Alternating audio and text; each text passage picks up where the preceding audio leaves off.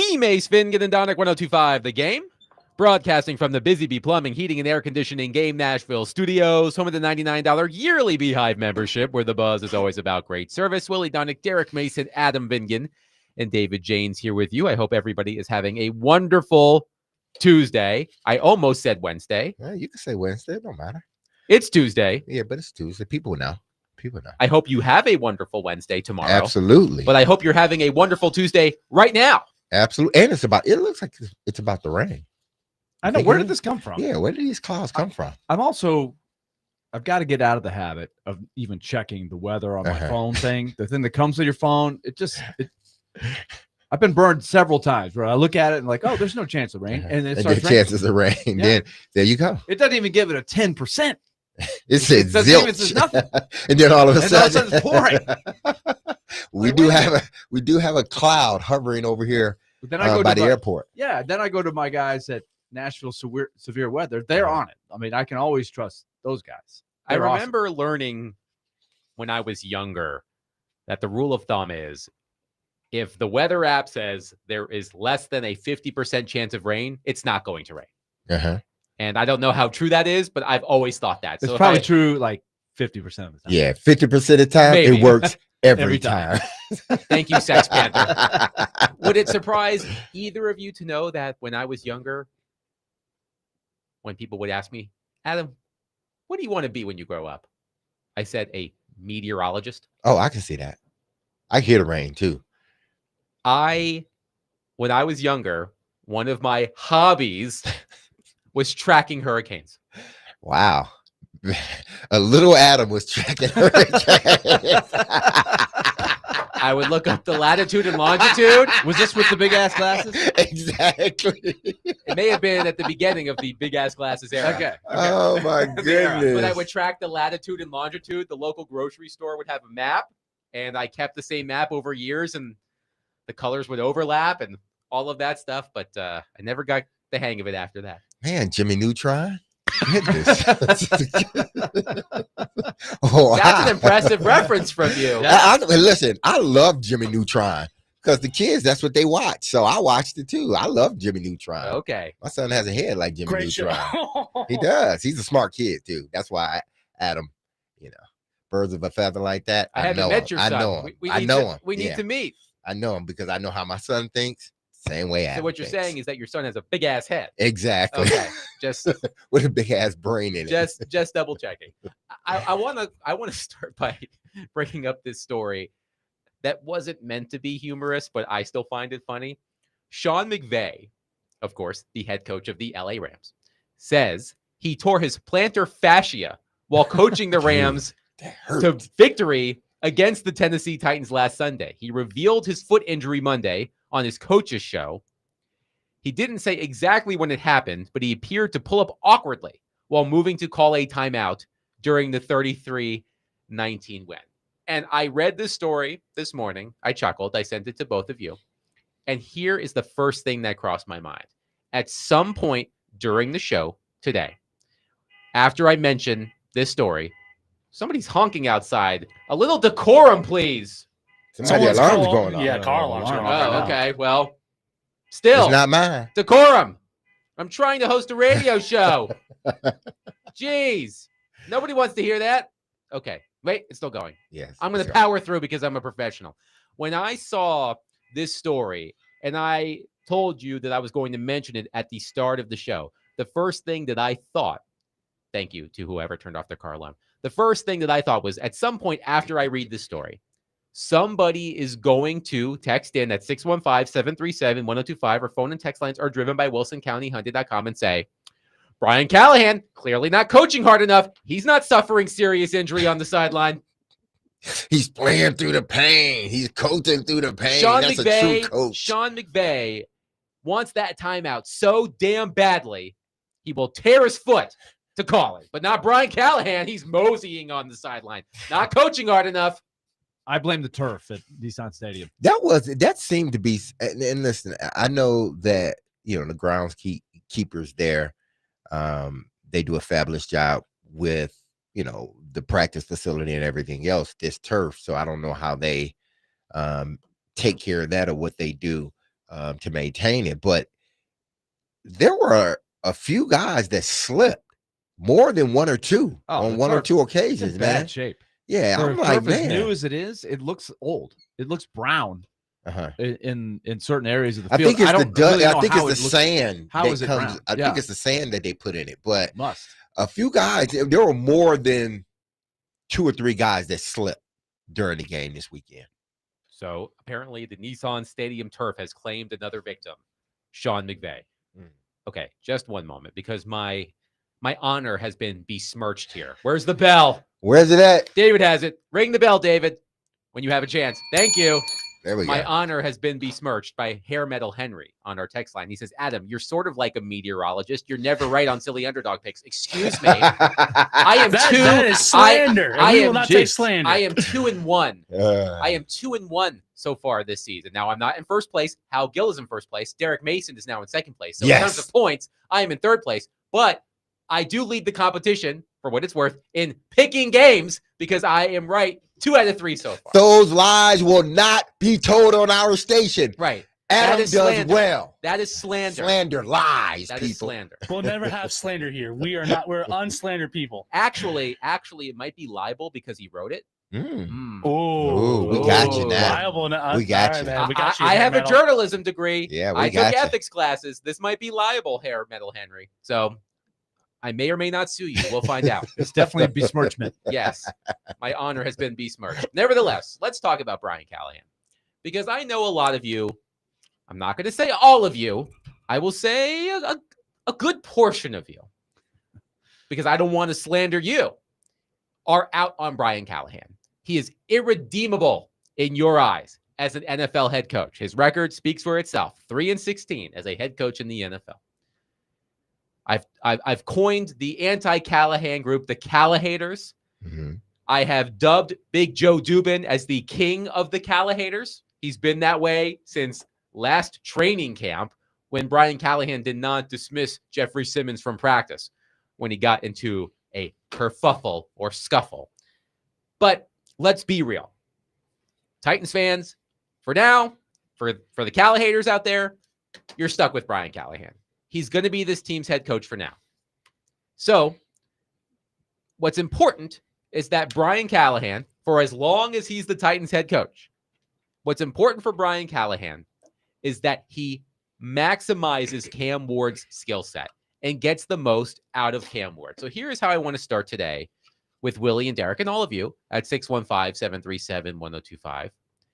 How would we assess Brian Callahan's play calling for Cam Ward so far? And what more can Callahan do to accentuate Ward's strengths? And I was influenced by a tweet or post from Dan Orlovsky about a week ago. He said, quote, "If you don't have a difference maker as a play caller in the NFL today, you won't survive as a team. The disparity is glaring." And we will talk more about play callers around the NFL. But let's start with that first question.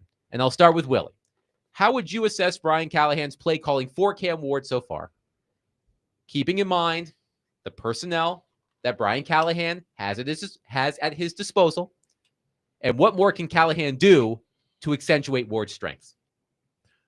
I am going to harken back to a reference that I have and I am not a gamer, okay? But back in the day, the guys on the Vanderbilt basketball team used to play a game called Tecmo Bowl. You remember Tecmo Bowl, D-Mates? Definitely. I was a beast at Tecmo Bowl. I am familiar. You're familiar with Tecmo Bowl. And I don't know. I just hit my phone. Something's going off my phone. Sorry about that, guys. First, the car alarm. Now your phone. Yeah, good grief. Get the New York Giants. You get the New York Giants, you would never lose. Run all hooks. I can't cover it. I never had, and I still never have, ever had a game console in my place of residence. Never. That makes one of us. And but I would always try to go to my buddy's house that had Atari or Mattel or Sega, all of that stuff, right? So it was the same way in college.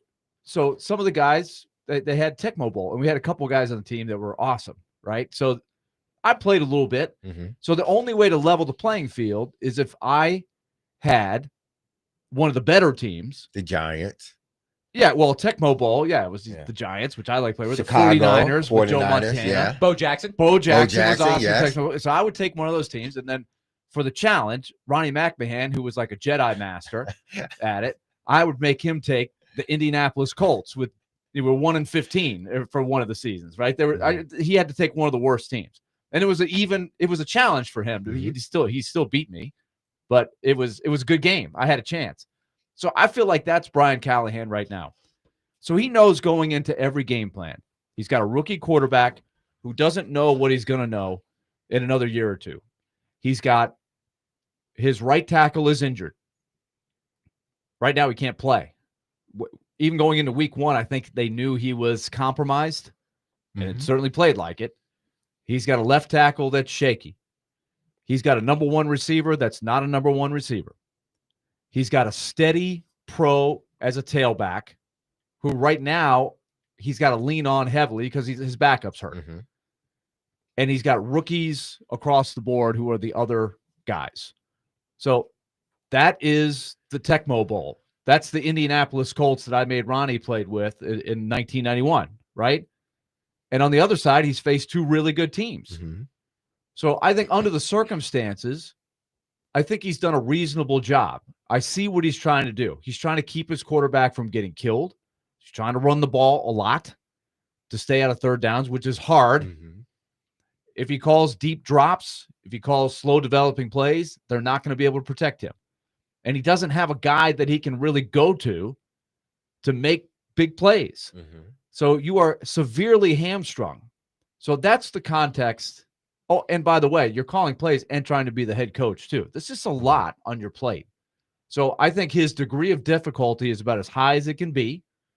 And I think he's doing a reasonable job. I would give him a C+ so far.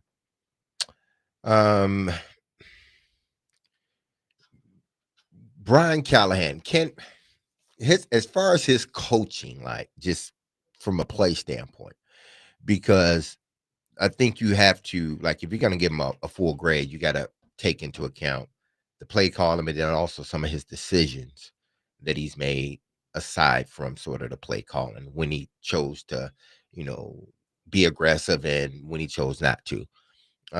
So in totality, I would give him a C, because I think those other things sort of, in my mind, sort of takes away from what you may be doing well. But if I'm just strictly looking at it from a X's and O's standpoint, and believe me, people, I watched the games, both of them, twice. I watched it, on television, the whole game.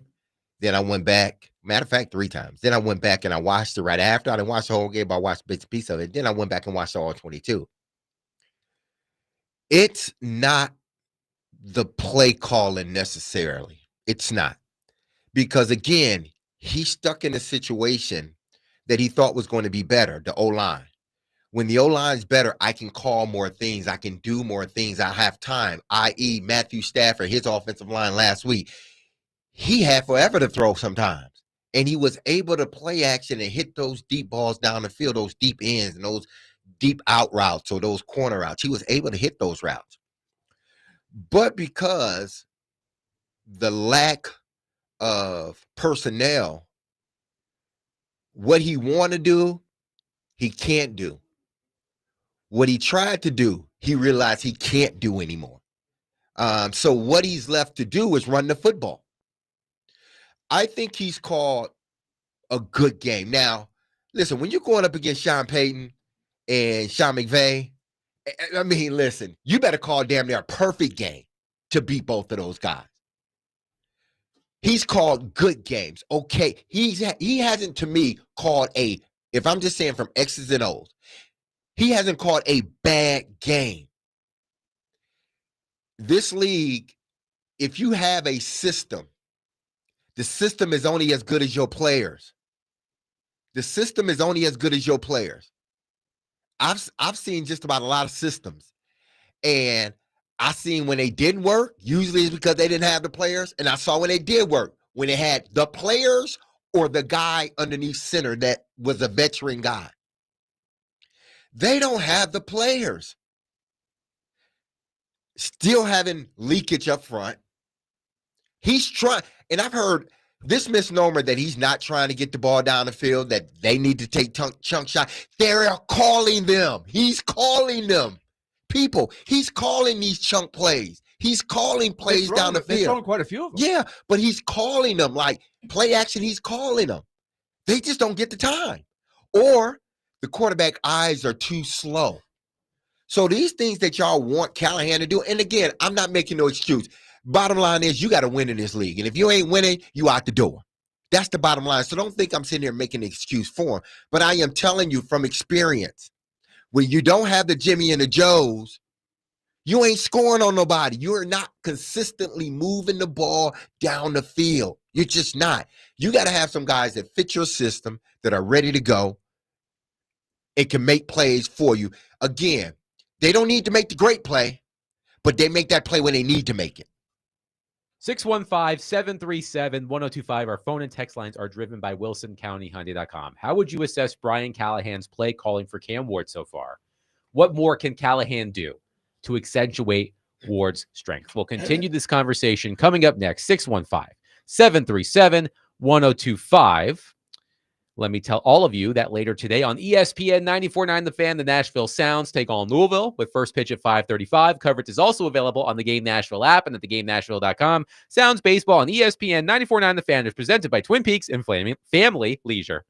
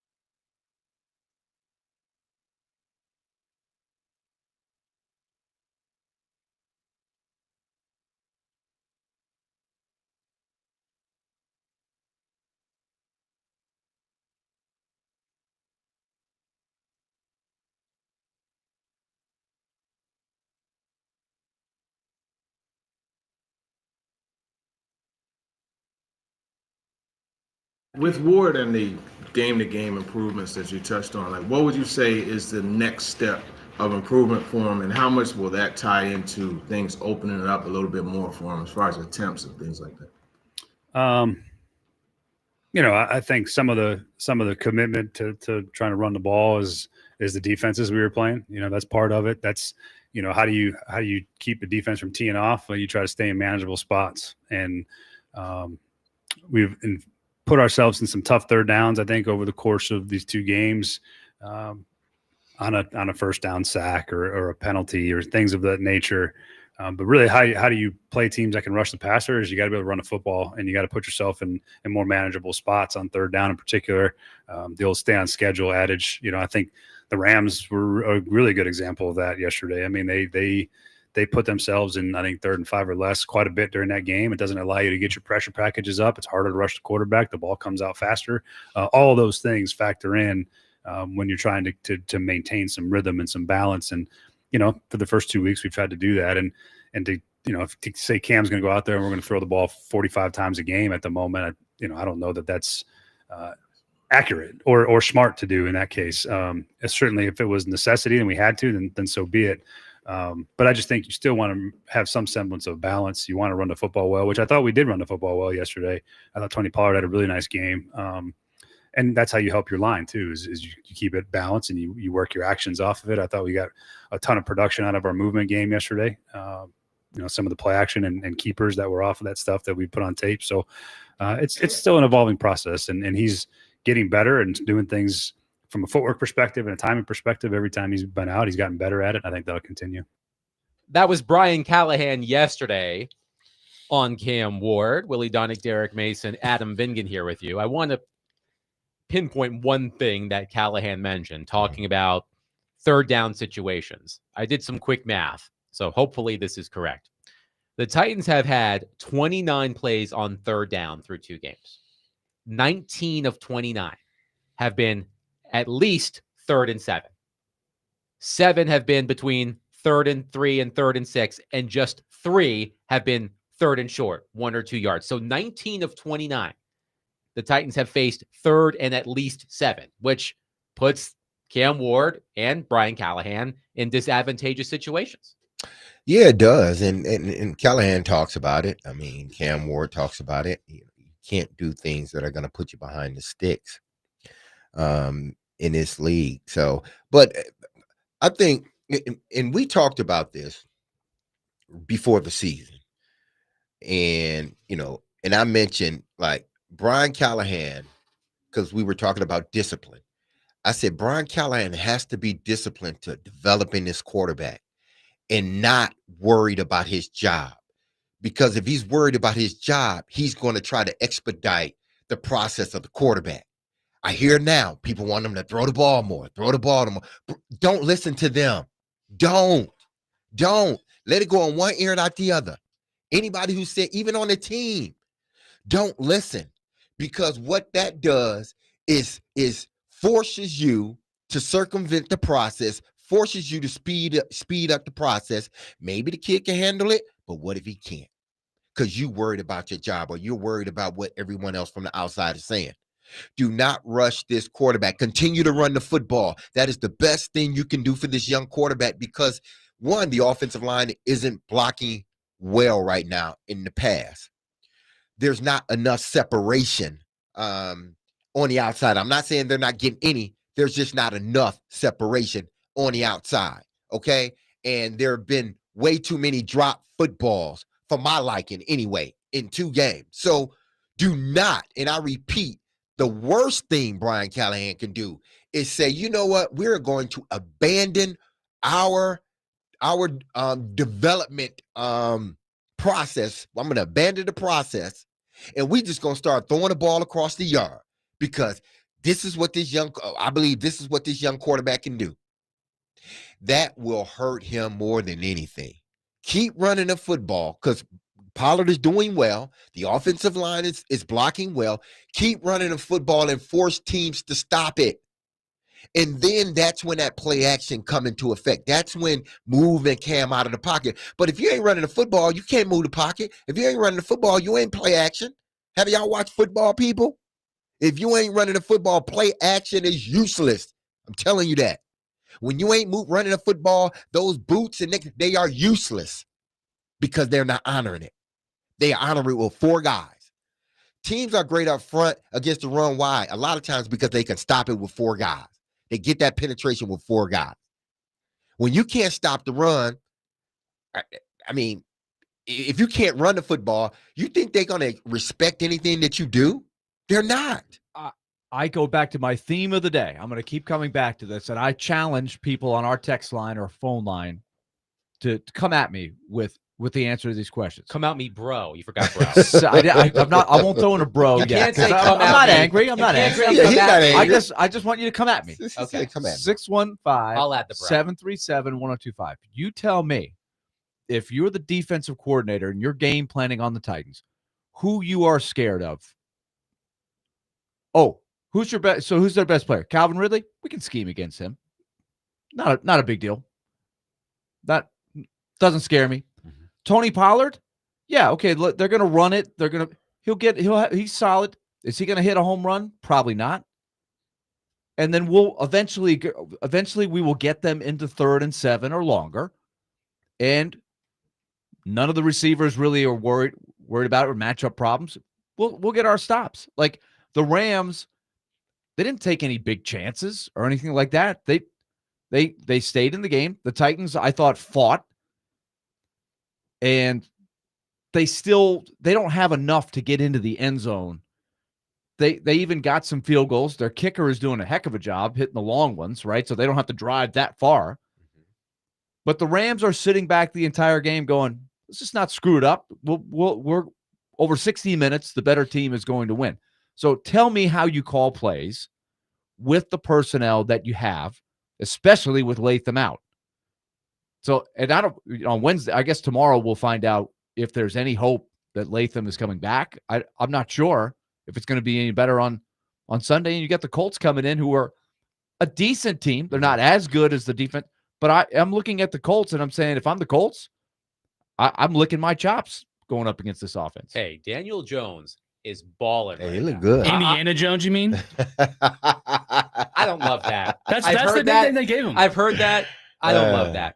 But it's for the reasons that the both of you just listed, talking about the Titans offense, that had me saying at the beginning of the show yesterday, tongue firmly planted in cheek, that I think the only way the Titans are going to score touchdowns this season is if Cam Ward does what he did on Sunday for his first career touchdown pass. Like, it was a miraculous play. Again, a roughly 14% chance of working out, according to the NFL. And I joked about it, but there's part of me that's like, I think the only way they're going to score is if Cam Ward does something crazy like that. Well, he's going to have to, and I do, hope things get better. Calvin Ridley, he had to drop this game, but he showed up for the most part from his disastrous first game. He showed up at the second game, had a big drop, which would have kept the drive alive. But outside of that, you came in and you played. So they just need the guys that they have. Io Manor, it seems like Alec, it seems like he can be, teams are going to be, he's on teams' radar now. Teams are going to start looking, it's like, okay. To a degree, yeah. But it's not like he's had 200 yards receiving. No, but what I'm saying is that when things like that happen, you shine a light. It may not be bright, but you get a light shined on you now, saying, okay, we need to watch this guy. Well. Yeah, we need to watch this guy. He's a good 4th-round pick.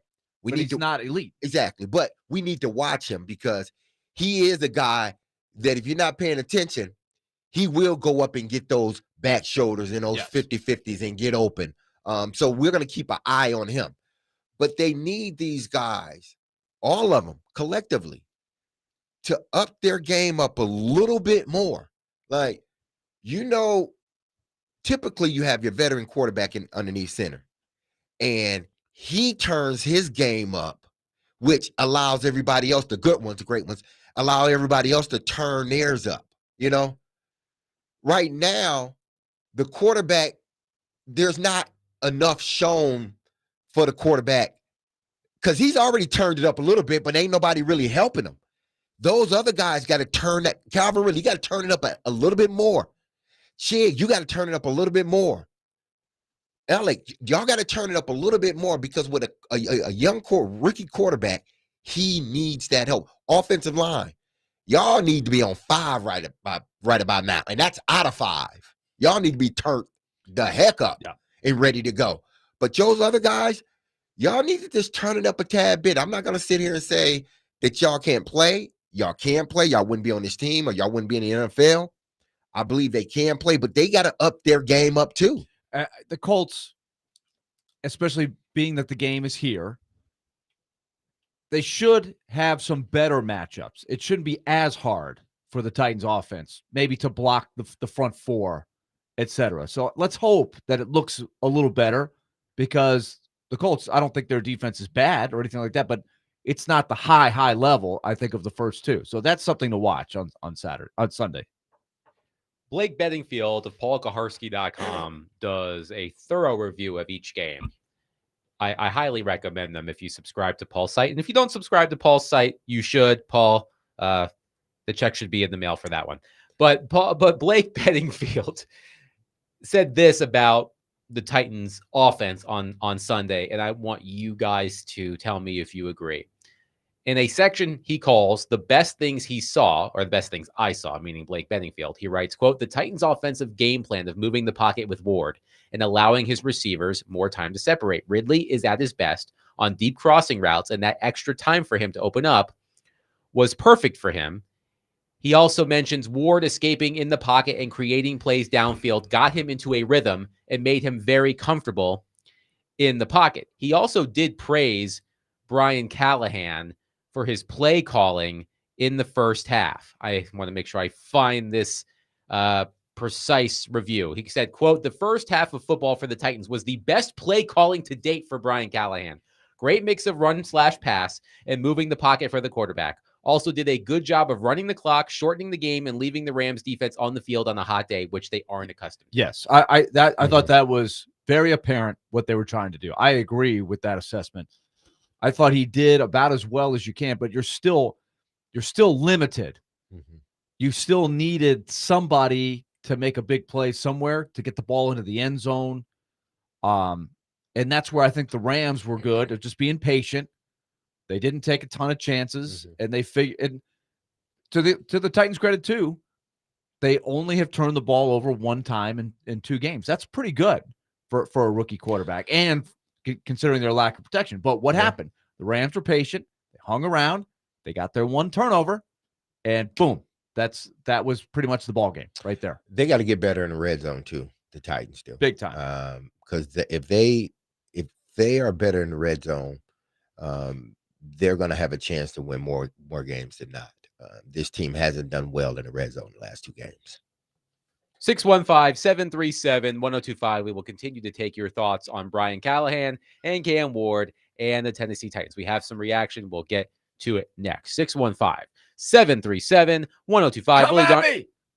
Bro, that shocked me. I was not prepared for that. That startled me just a little bit. Come at Willie, bro. You can't say come at me without bro. You just can't do it. But now is your chance to come at Willie, bro. 615-737-1025. Willie Donick, Derek Mason, Adam Vingan, 1025 The Game.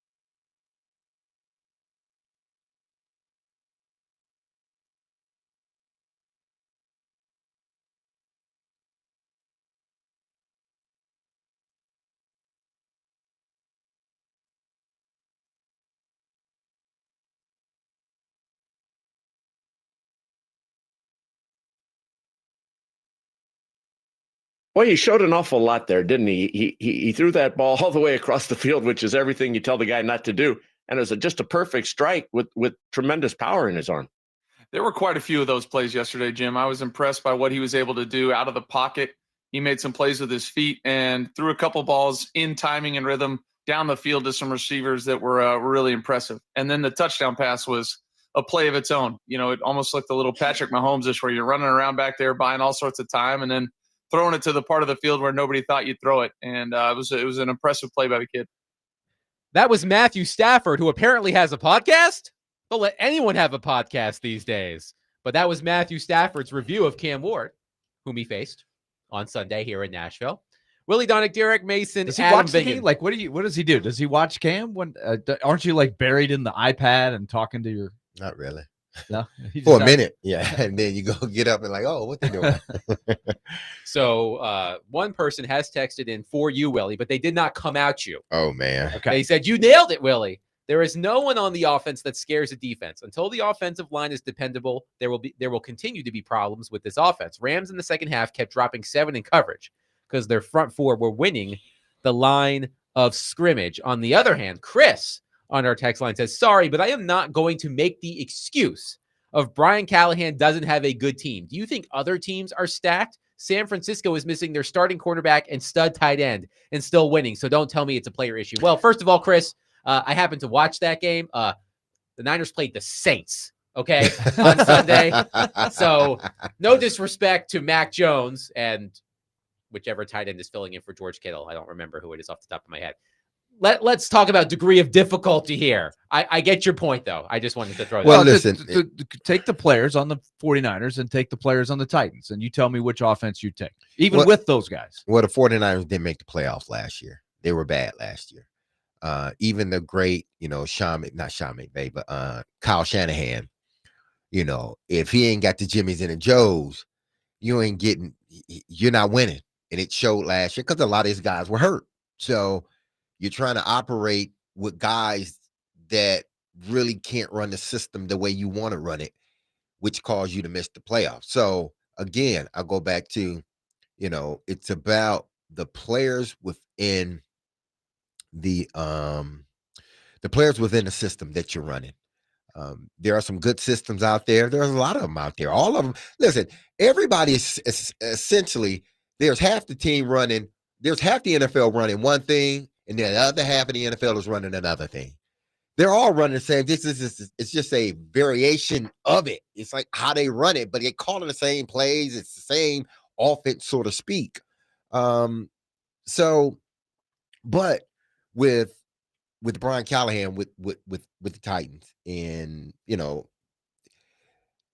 he said something, Matthew Stafford, he said something about Cam Ward, and I don't want people, because I mentioned this to y'all via text, the Caleb Williams sort of effect, where I like that he can run around, and you want that in your quarterback, and throw that across the field 9-yard touchdown, which Adam is going to try to protest and say it was longer than that, but we all know it wasn't. I don't care if he ran to the other end zone and threw it. It's still a 9-yard touchdown. It was like 43 air yards. So, David, I want you to consider that for Friday. No. It's been considered and denied. So that's okay. I still went 3 for 4. But those plays are great. But I don't want people to get enticed. I don't want people to get hypnotized. I don't want people to, get in this trance with him doing these things, because that's what they were doing in Chicago. They were, look at him.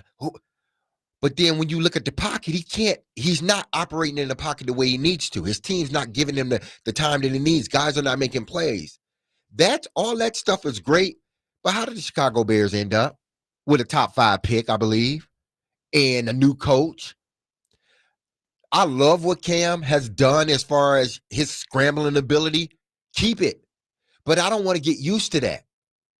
I mean, Patrick Mahomes, it was a Patrick Mahomes type throw, but Patrick Mahomes know how to throw from the pocket too. By the way, Mr. G has responded to the other texter about the 49ers. He goes, hey guys, Mr. G here. Hello, Mr. G. I don't know if you guys know this about me, but I was born and raised in San Francisco. I didn't know that, Mr. G. He is a big 49ers fan here. First, yeah, we did play the Saints. They are not exactly the Ravens or Bills. Second, we have a guy named Christian McCaffrey, who you may have heard of. Is he healthy? McCaffrey's on the field. They're 2-0. Like Yeah. they're making it work. Exactly. Even though they lost their starting quarterback, they brought in Mac Jones. They got a win against the team they should beat. They have a very good defense, right, which makes their margin for error on offense a little easier. And eventually, they hope to have Brandon Ayuk back, Brock Purdy back. I just Maybe George Kittle back at some point. I know that this game isn't for like a couple of months, but Saints at Titans, you may want to stock up on Pepto-Bismol for that game. Because that game, ooh, like we're all going to watch it, but it's And that is going to be something that will be a cross reference, right? Is how does the play calling when you're playing the Saints or the Patriots or some of the other teams, it does get a little bit easier, right? And so the offense therefore should look a little bit better if they can stay reasonably healthy. I mean, which The Pepto-Bismol is probably a good idea though. yes, how about the Pepto-Biz Bowl? Has college football taken that yet? They will not So, once they hear it. Well, yeah, let's stay on the top. Let's stay on the topic. Speaking of Kyle Shanahan, so let's go back to that tweet that I referenced at the top of the show from Dan Orlovsky that got me thinking. He said, "quote If you don't have a difference maker as a play caller in the NFL today, you won't survive as a team. The disparity is glaring." That's all he wrote. And I know that look, I did this exercise last week, I think, and I pulled back up the list. ESPN had a handy list of all of the play callers across the NFL. And I looked at play calling head coaches. Half the league, 16 of 32. 16 of 32 teams have play calling head coaches. So I know by doing this, I am eliminating half the league, and perhaps one of those non-head coach play callers is a quote-unquote difference maker, as Dan Orlovsky said on X. But I just want to look at the play calling head coaches, and you guys tell me how many of these play calling head coaches you would consider a quote-unquote difference maker, okay? We'll run through it quickly. Mike McDaniel. Got hot for a while, but he's now on the hottest Yeah. seat in the league. Zach Taylor. Nope. He says no. I was leaning yes, but D-May's kind of convinced me otherwise. Kevin Stefanski. Definitely not. No. Shane Steichen. Yeah, I mean, It looks good right now. Yeah, it looks good now. The way they won a Super Bowl, I mean, hell. So yes, Liam Cohen. He Probably had- too I mean, soon TBD. to yeah, tell. to be Too soon to determined. tell. Yeah. Now they had some infighting on Sunday, and they were not able to beat the Joe Bengals without Burrow-less Bengals. the yes. Burrow-less Bengals. Yeah. Yes. Of course, Brian Callahan. Sean Payton. Absolutely. I think he's a yes. difference maker. Andy Reid. Absolutely. No doubt. Brian- Maybe the best ever. Brian Schottenheimer. I would say yes. No, I think he's a good play caller, but He did not Yeah. call the plays in Dallas. He has play calling experience prior to becoming the Dallas offensive Is coordinator. this the first time he's been a head coach? Yes. yes. Wow. He's been in. See, I feel like he's been in the league for a while. All right. Brian Schottenheimer, I said. Ben Johnson. TBD. Yeah. Just became a head coach. It did work well in They work well in Detroit. Yes. So, Okay, but we're talking about guys who are doing both, right? Right. yeah. 'Cause So yeah, it's- to be we're off to a determined. terrible start, right? They just Mhm. gave up 52. They're They're 0-2. Matt LaFleur. Yes. Willie. Yeah, I got to give them the benefit of the doubt. They've won a lot of games. Kevin O'Connell. Yes. Yes, no doubt. Dave Canales. But now O'Connell will be challenged these next Mhm. couple of weeks without McCarthy, and McCarthy was not looking great. Dave Canales. Is it too early? I mean, does he Yeah. have the horses? Probably not. Kellen Moore. Very early. Like early. he would be in the boat of Callahan and Canales. And okay, you're a genius play caller. Make it work with these guys. Good luck. They got nothing. My dad. Tell me if you have a fantasy player in your lineup from the Titans, the Carolina, I almost said Hurricanes, Carolina Hurricanes. Carolina Panthers, or the New Orleans Saints. Do you have Probably a player not. in your fantasy lineup from either of those three teams? Now call plays for those guys. My- The answer is no, my father, unless you're in a team with like 17 teams in your league. my father, who I visited this weekend, is convinced that Spencer Rattler will never win a game in the NFL. and he said, "What about this coach? He's supposed to be a genius." I said, "Dad, even the brightest geniuses can't fix Spencer Rattler. We sort of had the same conversation about Brian Callahan and Will Levis last season. Last two, quickly, Kyle Shanahan and Sean McVay. Those guys, Yes, absolutely. and Yeah. yes. So how many did you both agree on? 4? Four or five, right? 4 or 5, yeah. Out of And 16. and some it's early, Yes. right? And some we're trying to consider what have you had to work with. Exactly. Right. But your point about the fantasy players is well taken. Yeah, but I mean, it's become a. Not only has it become an arms race with the quarterbacks, it's always been at least like, what would you say, Willie? After about late 90s, where it really became a quarterback centric, it was a running back for the longest. Like the running back was the guy on the team. The quarterback played second fiddle to a lot of the big running backs back in the days. Now I think that obviously it's an arms race with quarterbacks, but it's not even that anymore. It's arms races with these play callers, trying to find that one play caller. Well, let's use the example of the Texans, right? For that 1 year, 2 years ago, Bobby Slowick was a big talk. Like he looked like he was going to be on this list, right? Adam, we thought a couple years ago that Bobby Slowick, for sure. Bobby Slowick, hell, well, he could be great.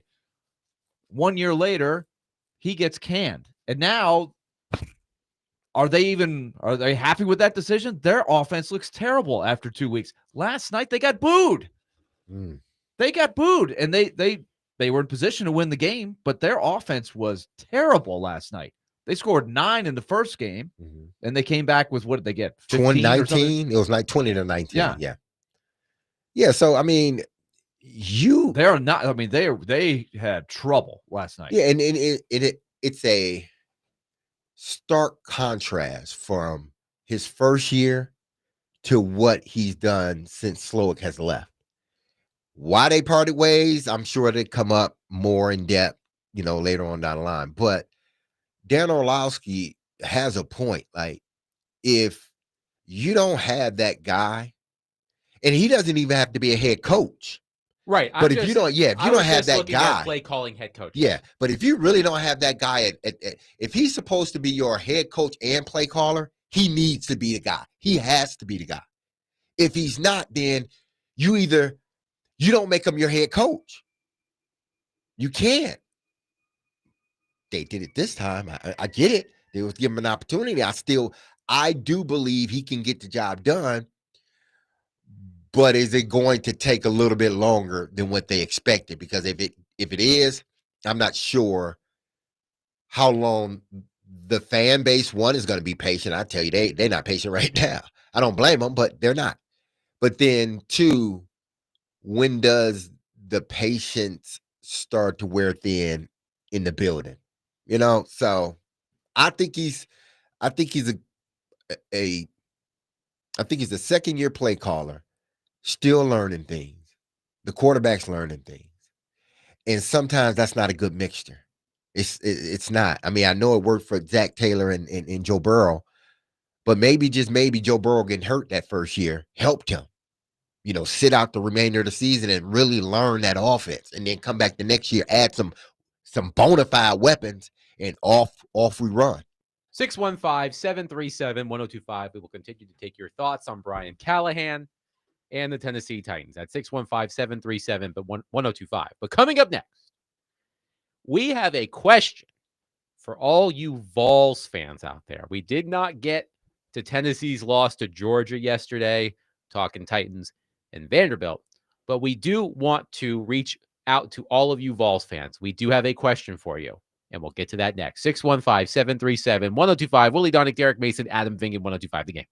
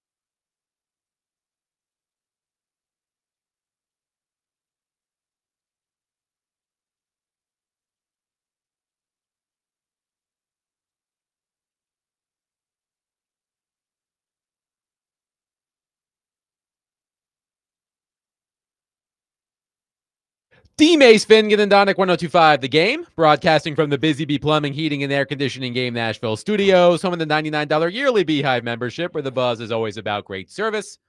Willie Donick, Derek Mason, Adam Vingan, and David Janes here with you. Before we ask you Vols fans an important question, let's go to Todd on our phone line, driven by WilsonCountyHyundai.com. Todd has a Titans topic he wants to talk about. Todd, thank you for calling. Go ahead. Yes, bottom line on all this is, now, see, I'll tell you, I'm a pure-out diehard Steelers fan, but I watch the Titans every Sunday, and it's not all about the coach. Everybody keeps putting the blame on the coach. The players have got to play the game, and if you don't have the players, he's not going to win the game. Those players he's got, the roster he's got, is absolutely terrible. Now, I think that if he had the right roster, I think he could be a good coach. Now, I will admit to this. His decision-making isn't that great. Thank you for the call, Todd. Yeah, there's no doubt that the game management in the first week was very questionable, as we barbecued him for throughout the week last week. I think the play calling stuff, though, as we go forward, it's pretty apparent it's going to be tough to make it work. Let's see what it looks like as the teams they face maybe aren't quite as ferocious defensively as what they faced the first 2 weeks. Yeah, I think, the first game, yes, there was blunders. Second game, I thought got better from a schematic standpoint and how, he coached the game. I thought that got better. But they got to ramp it up again. So again, as long as he continues to develop as a coach and he's not making the same mistakes over again and his teams get better, that's what my hope is that happens. So, I mean, I'm just going to stick with that. I hope they get better. We will get back to the Titans. Trevor Maddich will join us in the next segment. We'll talk Titans and more with Trevor. But we did not touch on Tennessee's gut-wrenching loss to Georgia on Saturday, 44-41 in overtime. Also, raise your hand if you knew that Max Gilbert was going to miss that kick in regulation. Regardless of what happened with the penalty, you had to know, right? Even you Vols fans had to know that Gilbert was going to miss that field goal. And then he sort of like pours salt in the wounds when he hits the field goal from basically the same distance in overtime. But nevertheless, here's the question we have for Vols fans at 615-737-1025, or phone and text lines are driven by WilsonCountyHyundai.com. We're going to do a volunteers vibe check. I like a good vibe check. We're going to do a volunteers vibe check. Here's the question for all of you Vols fans. Despite the loss to Georgia, how are you feeling about the team compared to how you thought you would feel about them in April after all of the Iamali drama? And by the way, I'm sure Vols fans, you can take solace in knowing that Nico Iamaleava got the coach fired after 3 games. Now, it's not all of his fault, of course, but.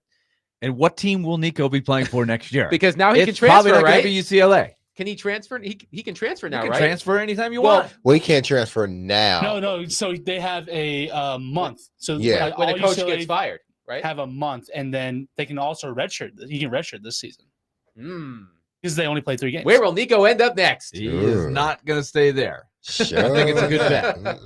So here's the question again, Vols fans. Would you, if you had been told in April, when all of the Iamali drama, patent pending, trademark, when all of that was unfolding, and you were told that that the Vols would start 2-1, you would have the most competitive game you've had against Georgia in what, a decade, right? Mm-hmm. Would you have taken that, considering how you all felt in April? Now, I know that after Nico bailed on Tennessee, there were a lot of you who said, good riddance, he was never that good anyway. But don't lie. At some point, you were a little worried. And when Joey Aguilar became the starting quarterback, you may have had some concerns. But Joey Aguilar has been incredibly impressive as Tennessee's quarterback through 3 games. Especially based on the expectations of what we knew about him. He's been, I think, quite a bit better than on the day that they announced this is the guy they're going to take. I guess we got to take this guy. He's better than you thought, right? Yes, he's completing. Better than I thought. He's completing nearly 2/3 of his passes. He's thrown for 906 yards, 9 touchdowns, 2 interceptions. Against Georgia alone, Aguilar had touchdown passes of 72 yards, 56 yards, and 32 yards. So, look, I know Saturday hurt Vols fans. I'm not a Vols fan, but I hurt for you because, as I said, as soon as the kicker lined up for the field goal at the end of regulation, excuse me, I turned to my dad and I said, "There's no way he's making this. Like, you don't even have to look." And he missed it. He wasn't even close. As soon as he struck it, you could tell it was off. I was wondering if anybody put a stopwatch on the amount of time in real time that it took from the time that you knew he was going to attempt the game-winning kick to the actual time he struck the ball. It just seemed like forever. I don't know what the actual time was, but it was like this buildup that just kept building and building. They went to the sideline reporter and they had the camera right on him as he's kicking the ball into the net. It's like, let's just do the kick already. Get him out there. He was feeling the heat, boy. He was feeling the heat. And it's tough because you want to get every yard you can and you want to milk the clock. I mean, there's all the things you have to do, but that was just, it made it tougher, I think, than it needed to be. Yeah, but I understand why Heupel chose to do what he did. And because after that penalty, it's like, man, let's just get out here. Let's just kick the field goal and try to win it. It was just something about that sequence. It was like, nah, this game, it's not going to end on a field goal to end the game. It's not going to end that way. This kid's going to miss. And lo and behold, kickers do what they do, miss at crucial times. And he missed. I feel bad for the kid, especially at the college level, because I'm sure they cannot get away from it. At least in the pro level, you can go home, be with your family, and, you know, in the college, man, you're there on campus or you're near campus, and nobody's going to ever let you forget it because you got to go to class. But I still look at UT. Do you, or do you just do online? Yeah, you probably do online class. Like, hey, teacher, I can't make. I get the black lung today. I'm sick. I got the black lung pop. A reference to a movie, Zoolander. This team, to me, and I've watched all of the SEC teams just about play the last few weeks. To me right now, it's Georgia and then Tennessee, to me. Ahead of LSU. LSU still hadn't looked. Their offense hasn't looked good. They barely beat La Tech. They were winning 10-0 at half. They are not, and Nussmeier, he's not playing the way people thought he was going to play to start the season. Yes, they're 3-0. They're a good team, but you've seen their warts very clear. To me, behind Georgia, and the only reason I'm picking Georgia is because of the way Georgia fought. Like, Georgia fought to get back in that game. That's the measure of a true champion. Like, you're down at the opponent's in their opponent's building or stadium, and it's loud, and you make a comeback and win. Yeah, you should be the number one team in the country, or it should be the number one team in the SEC. But UT's not that far behind. They have what I'm concerned about with UT, because I think Vanderbilt's up there too. I think right now, I would flip a coin, and if you told me Vanderbilt won, I wouldn't be surprised. You told me UT won, I wouldn't be surprised if they played each other right now. I think that's how good both of those teams are. Texas A&M is up there with what Marcel Reed did last week, that comeback.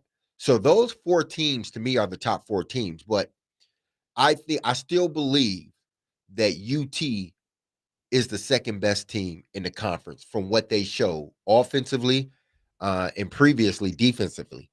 They gave up some big chunks. They gave up some drives in that Georgia game that I think sort of beat their defense down, got them tired. They slowed the game down, and Georgia played their brand of football, running it down their throats, and that hurt them in the second half. But even with that, UT found a way to come back and throw that long touchdown and make a big play, and it came down to the kicker, and he ended up missing it. So to me, UT is not that far from Georgia when you're talking about the best team in the conference right now. I think the way the SEC is shaping up, it may be another challenge of the theory that the league is so deep There's very few, basically nobody that's bad. No. So you have to bring it to the table every week to win. There's no easy weeks. And at the top, I don't know. I still don't know that Georgia is quite as good as I've seen Georgia before. And like you said, LSU, still some questions, everything. I'm looking at Tennessee's schedule here, right? I remember asking Chad Withrow before the season started. I was like, would you take, with all the drama, what kind of drama, Adam? The Iamali drama? The Iamali drama. Would you take 9-3? And he was like, oh, yeah. Tennessee fans would sign up for 9-3 and not even play the games. But now take a look. After that performance against Georgia, where you could argue that they should have won the game. You could argue that. I don't know if they should have. They had the field goal to win the game. Yeah, that's a fact. They got UAB next week. They got Mississippi State on the road the next week. Those should be wins. Arkansas at home. So the cross-section of teams, as we just got done saying, nobody's bad, right? But they got a pretty good draw on the schedule.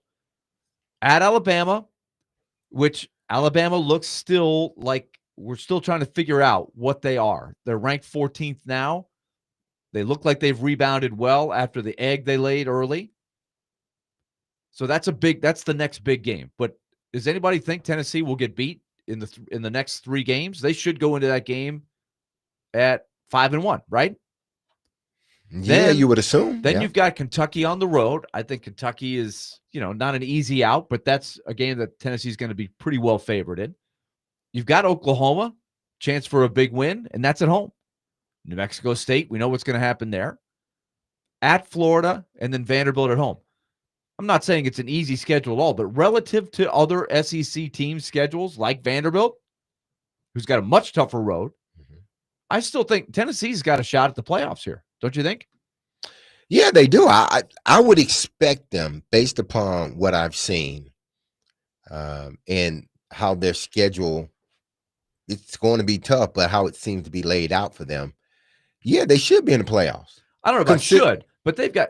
I would have in April what I've seen, like in the last 3 games, that is a playoff team.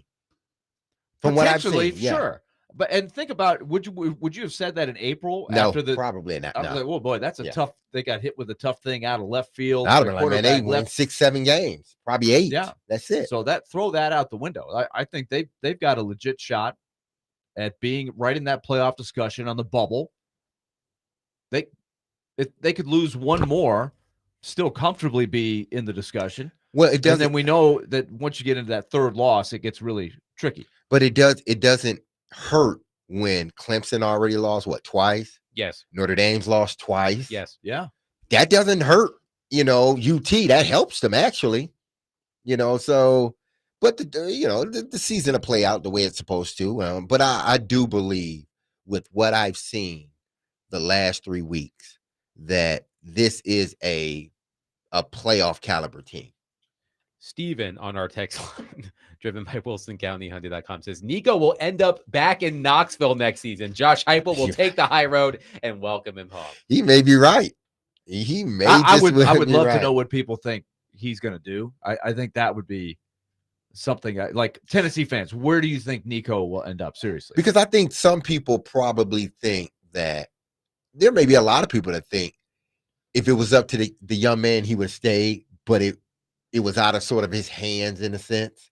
It was more so his parent or, the adults in the room that were, sort of navigating this and not necessarily him. So I think I would almost say I wouldn't say a pass, but I think people would welcome it a little bit better knowing that, well, it really wasn't a young man. It was, the other people outside of him. I think you can look back to the spring when we were talking about Nico, because we talked about that a ton. That was a big story.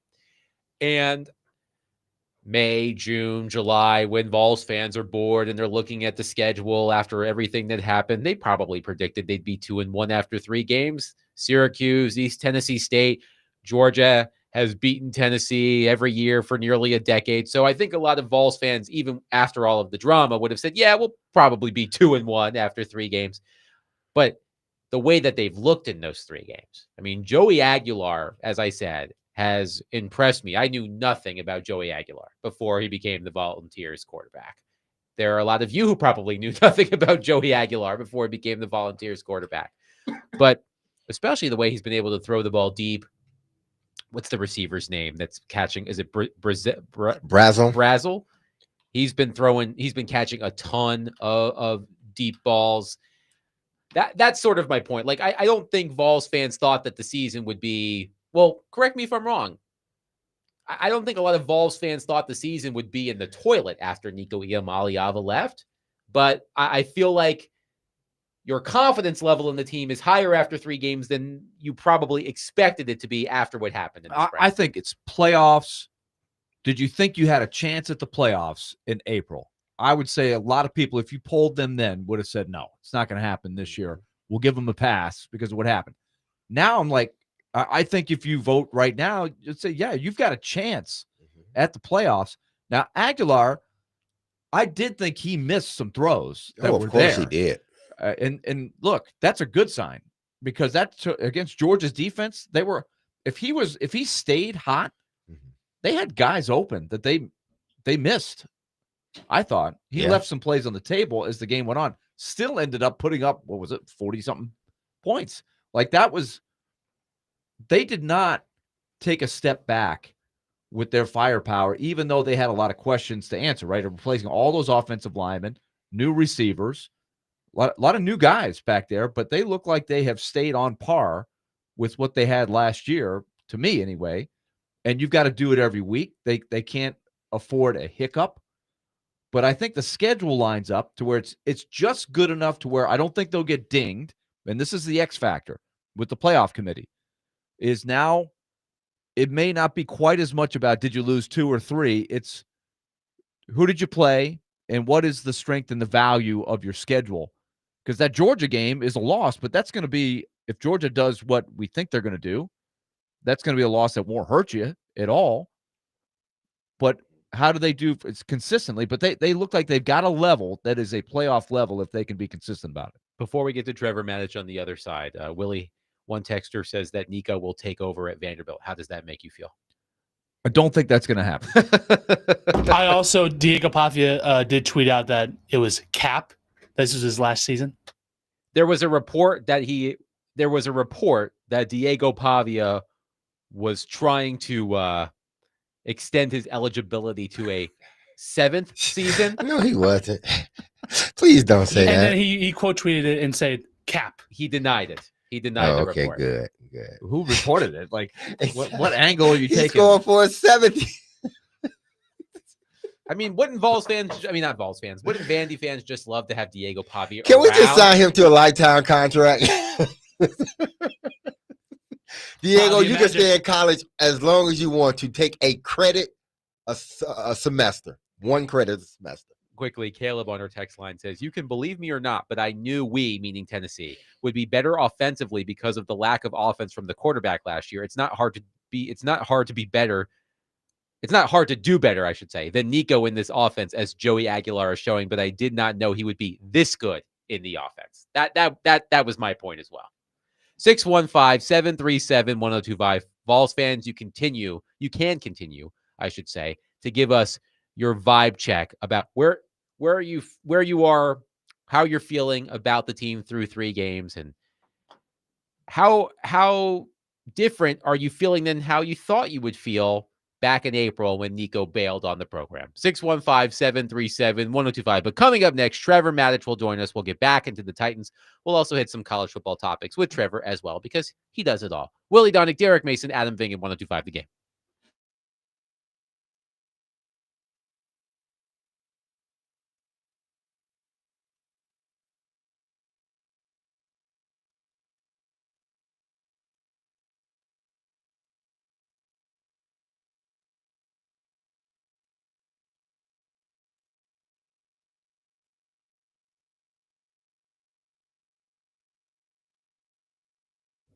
Derek Mason here, and if you've injured yourself in a motorcycle accident, go to lawtigers.com for your free case evaluation. Even if your accident was months ago, you have nothing to lose by calling Law Tigers.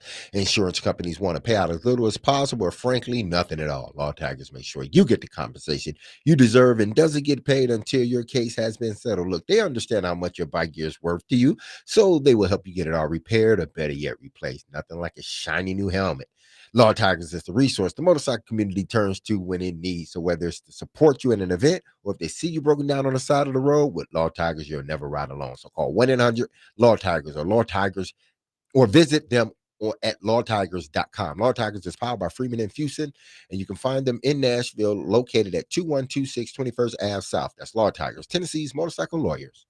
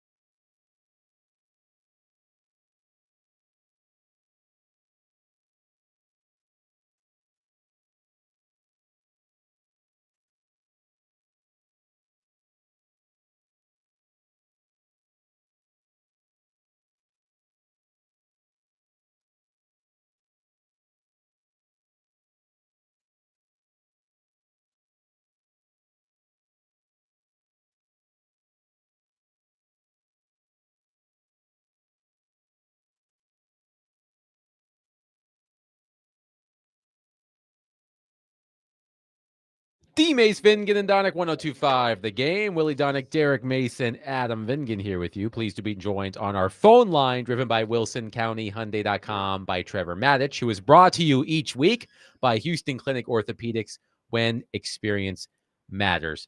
Trevor, Cam Ward has taken 11 sacks in his first 2 NFL games. We can place blame on Cam Ward. We can place blame on the offensive line. I do want to ask you about the offensive line because, look, when a quarterback gets sacked, a lot of blame falls on that offensive line. Through 2 games, are you seeing anything from this offensive line, keeping in mind that J.C. Latham did not play on Sunday? Are you seeing anything from this offensive line that gives you any sort of encouragement that it is improved from the offensive lines of the recent past in Tennessee? Actually, Adam, yes.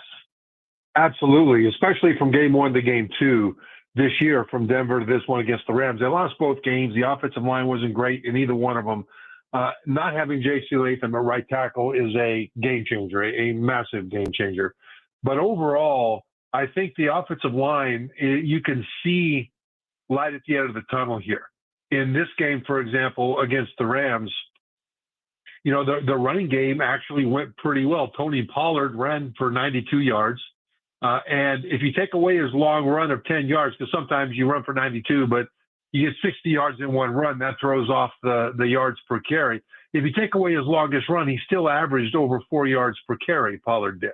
Well, the offensive line was blocking well, even with the replacement right tackle, John Ojukwu. And then the 5 sacks this week, there are 2 of them that I think I would definitely put on the offensive line. One was over Ojukwu. The other was on the other side over left tackle Dan Moore. And they both happened for the same reason. I mean, it was just a straight edge rush. They got beat around the corner both times. And what they did was they took a good set to start with, but then when the defender started to slap their hands, they stopped their feet. And so the defender got the edge, and they couldn't get out there to stop them. And both guys, Ojukwu and Moore, if they set correctly and set out wide enough, they both did really well. It was when they stopped their feet momentarily that they had trouble. And that's something that hopefully they can get coached out of them. But from a standpoint of those 2 sacks, those are definitely on the offensive line. Then you've got 3 other sacks. One of them, I think, is when Cam rolled to the right and he ended up running out of bounds about a yard short of the line of scrimmage. So that's technically a sack. One of them was John Ojukwu, where he had a chip on that side. So the running back, Tony Pollard, came over and slammed into his man from the outside. And when you get a chip, an offensive tackle is going to set slightly inside to make room for that back to come over and make that hit. Well, when he set slightly to the inside, Pollard hit the edge rusher and then left. And Ojukwu's balance was kind of off, and the edge rusher burst around the outside. Now, you have to be able to stop that, but at the same time, sometimes getting a chip right is not as easy as you would think. And then the other sack, the 5th one, was when Cam dropped back to pass, and there was a big blitz, and it was picked up.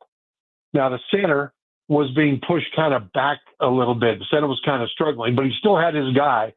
Cam freaked out, and he ran up to the left and into the guy that Lloyd Cushenberry was trying to block. And he didn't have to go anywhere. He could have either thrown the ball from a pocket that was plenty good enough, or he could have left, but instead he ran to darkness. He ran right into the guy that Cushenberry was trying to block. And so I don't know that you always blame the offensive line for every sack. Overall, I think even without J.C. Latham, you saw improvement with the offensive line. Are they where they need to be? No.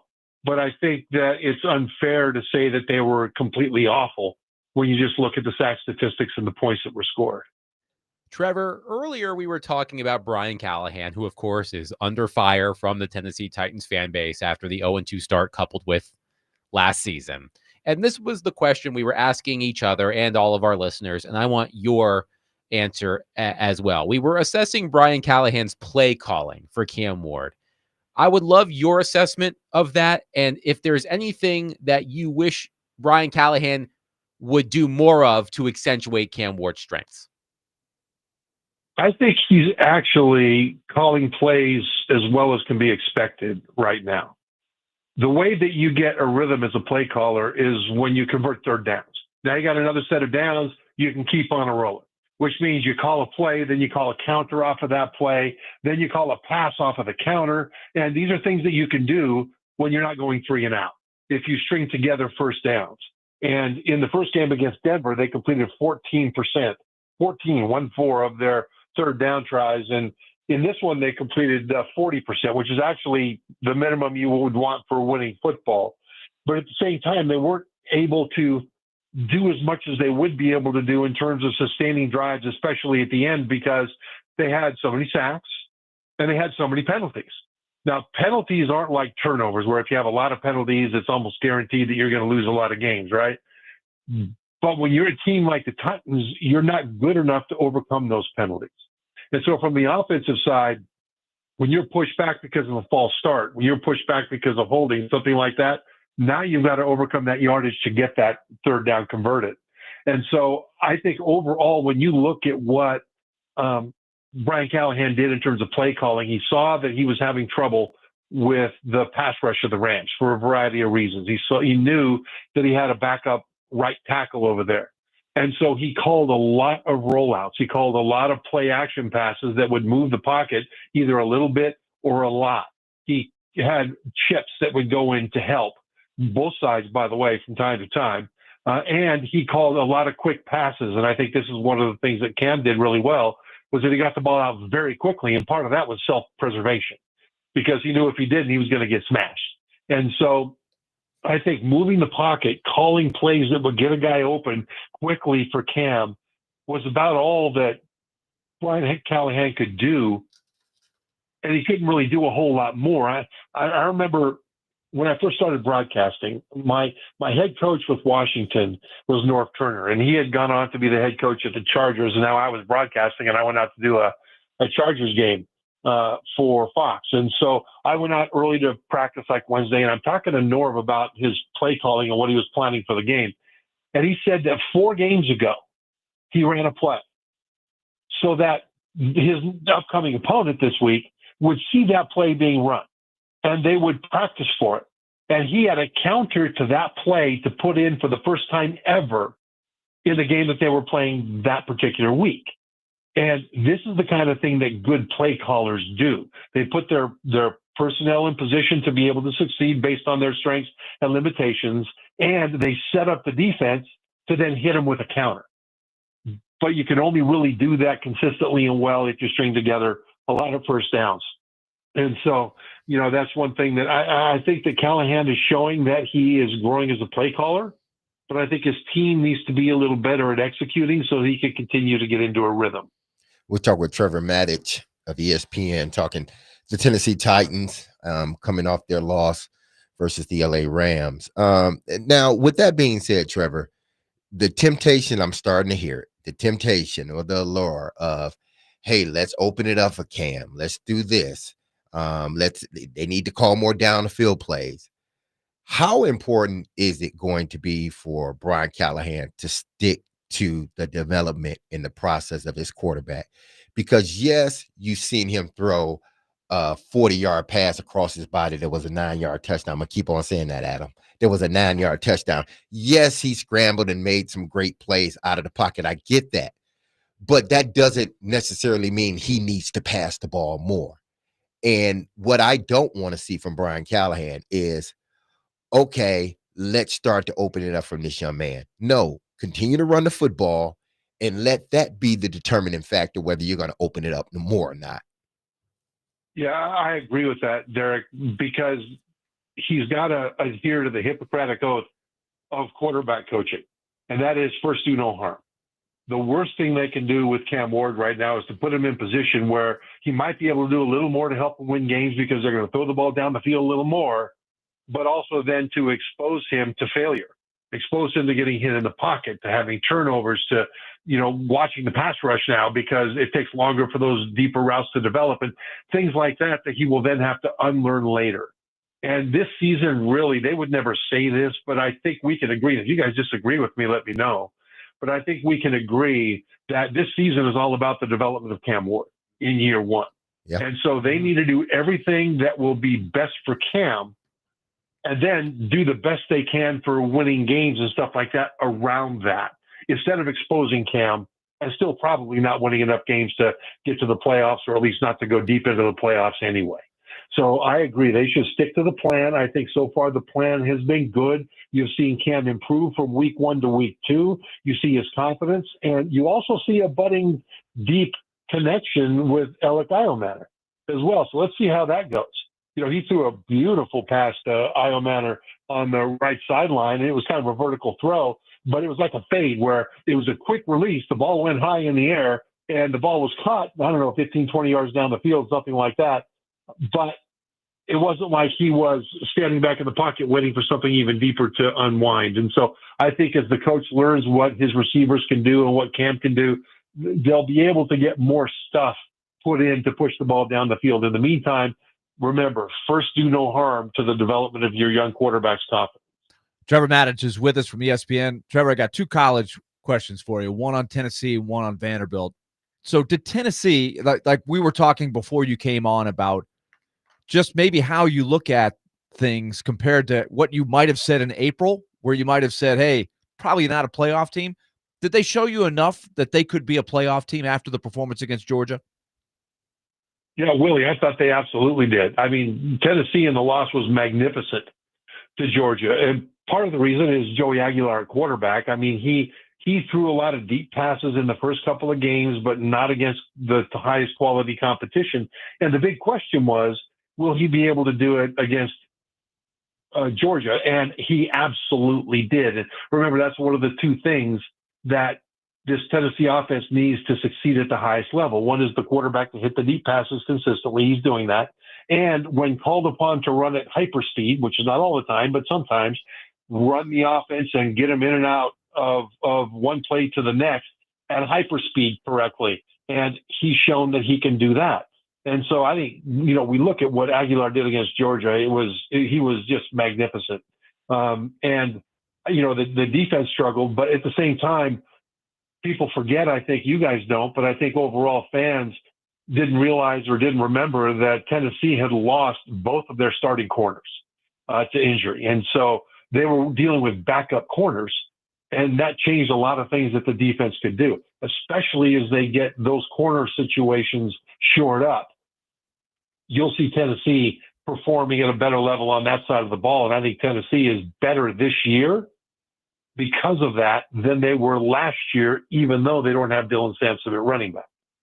Trevor, the line on the Vanderbilt South Carolina game was going down throughout the week. So a lot of people suspected that Vanderbilt would have a chance to go in there and do well. What surprised you, though, the most about Vanderbilt's performance at South Carolina? I think the dominance of the defense. So I get it that South Carolina quarterback Lenora Sellers went out late in the first half with injury, but at the same time, the defense was phenomenal all game long. They did a great job against the South Carolina rush. They did a great job overall. I mean, they only gave up 7 points in this game. And so, yeah, there was a backup quarterback playing for the entire second half for South Carolina. I get that. But the defense at the line of scrimmage looked fantastic. And the offense as well. The offensive line looked really, really strong. We talk a lot about Diego Pavia. We talk a lot about, Eli Stowers at tight end. But the line of scrimmage on both sides for Vanderbilt looks like a competitive SEC line of scrimmage. And that's what they'll need going forward. They've got 2 very winnable games in the next 2 weeks before they go to Alabama. And they're ranked now, Vanderbilt is. And Vanderbilt has a chance to be a real thorn in the side this year like they were last year to the better teams in the SEC. Trevor Matich has been our guest on D. Mace, Fingan, and Donick. He is brought to you each week by Houston Clinic Orthopedics, when experience matters. Trevor, great stuff as always. We'll catch up next week. Thanks, guys. Yep.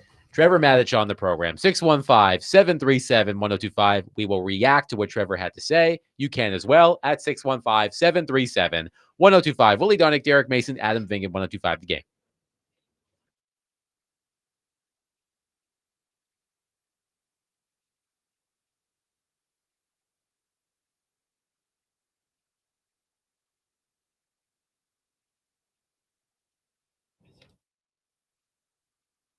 Hey, this is Derek Mason, and you heard me tell you about Dr. Lodge and his staff over at Cool Springs MD for some time. If you set out to lose weight, chances are it's not your first time setting some type of goal to shed some extra pounds only to face disappointment.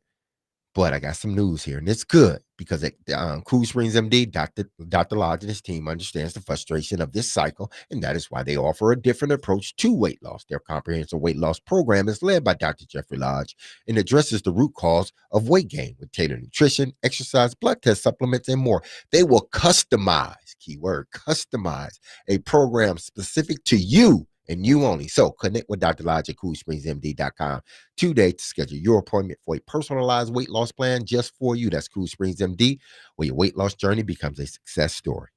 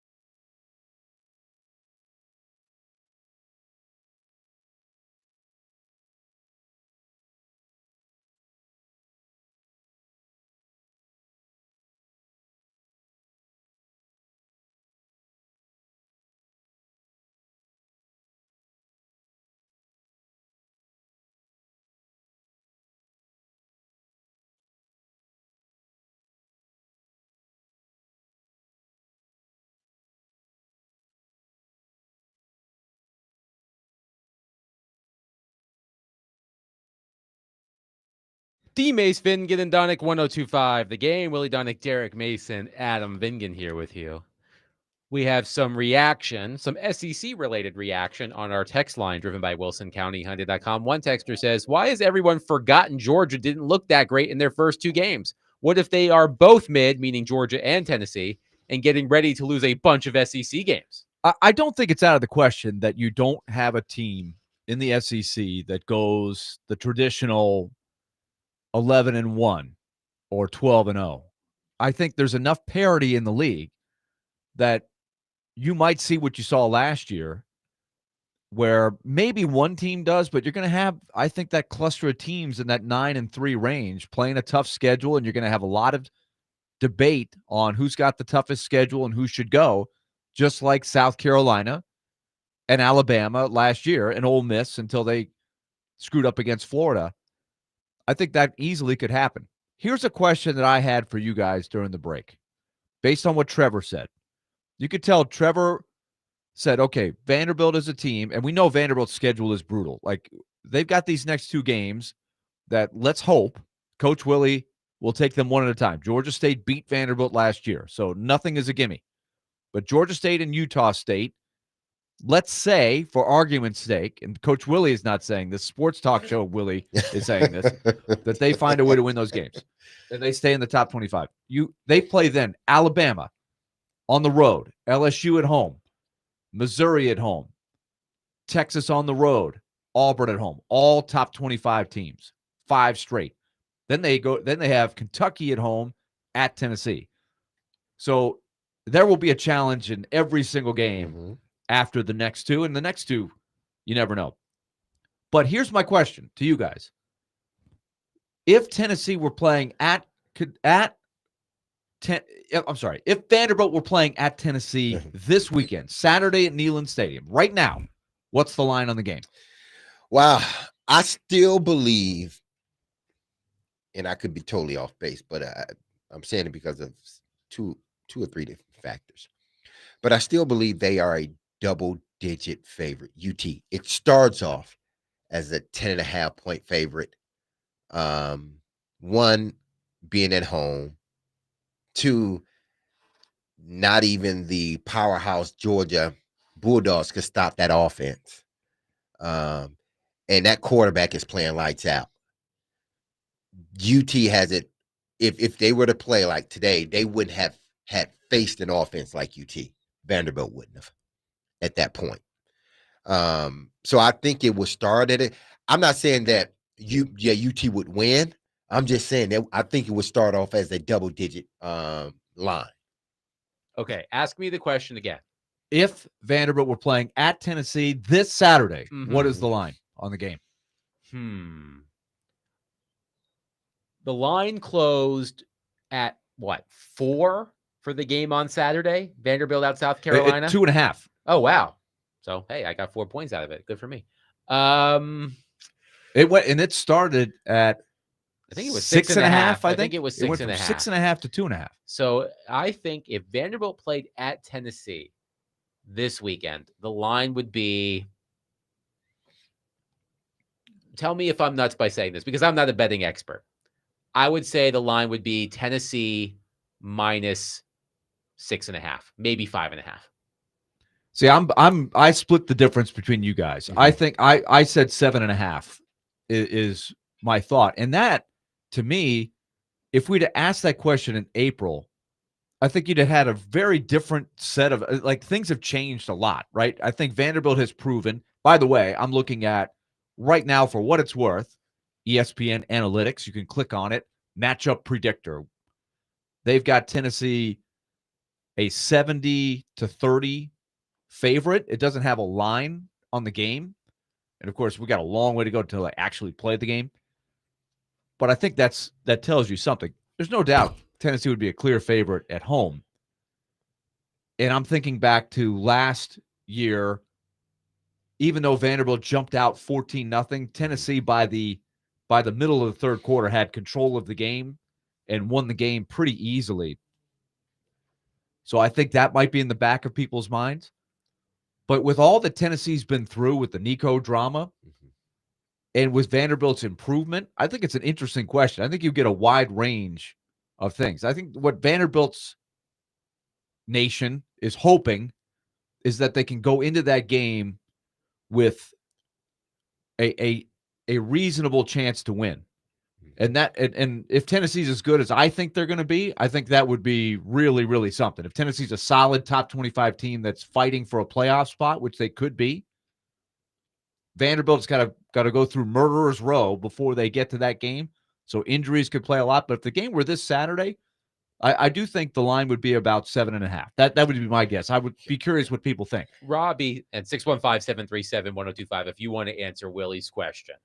Robbie and Joe talked about this morning. That could that game, Vanderbilt at Tennessee, be a win in your in college football playoff type game based on the way the season is going? And Willie, you are exactly right. When you look at Vanderbilt's schedule after these next 2 games, it is incredibly daunting. Much tougher than Tennessee's.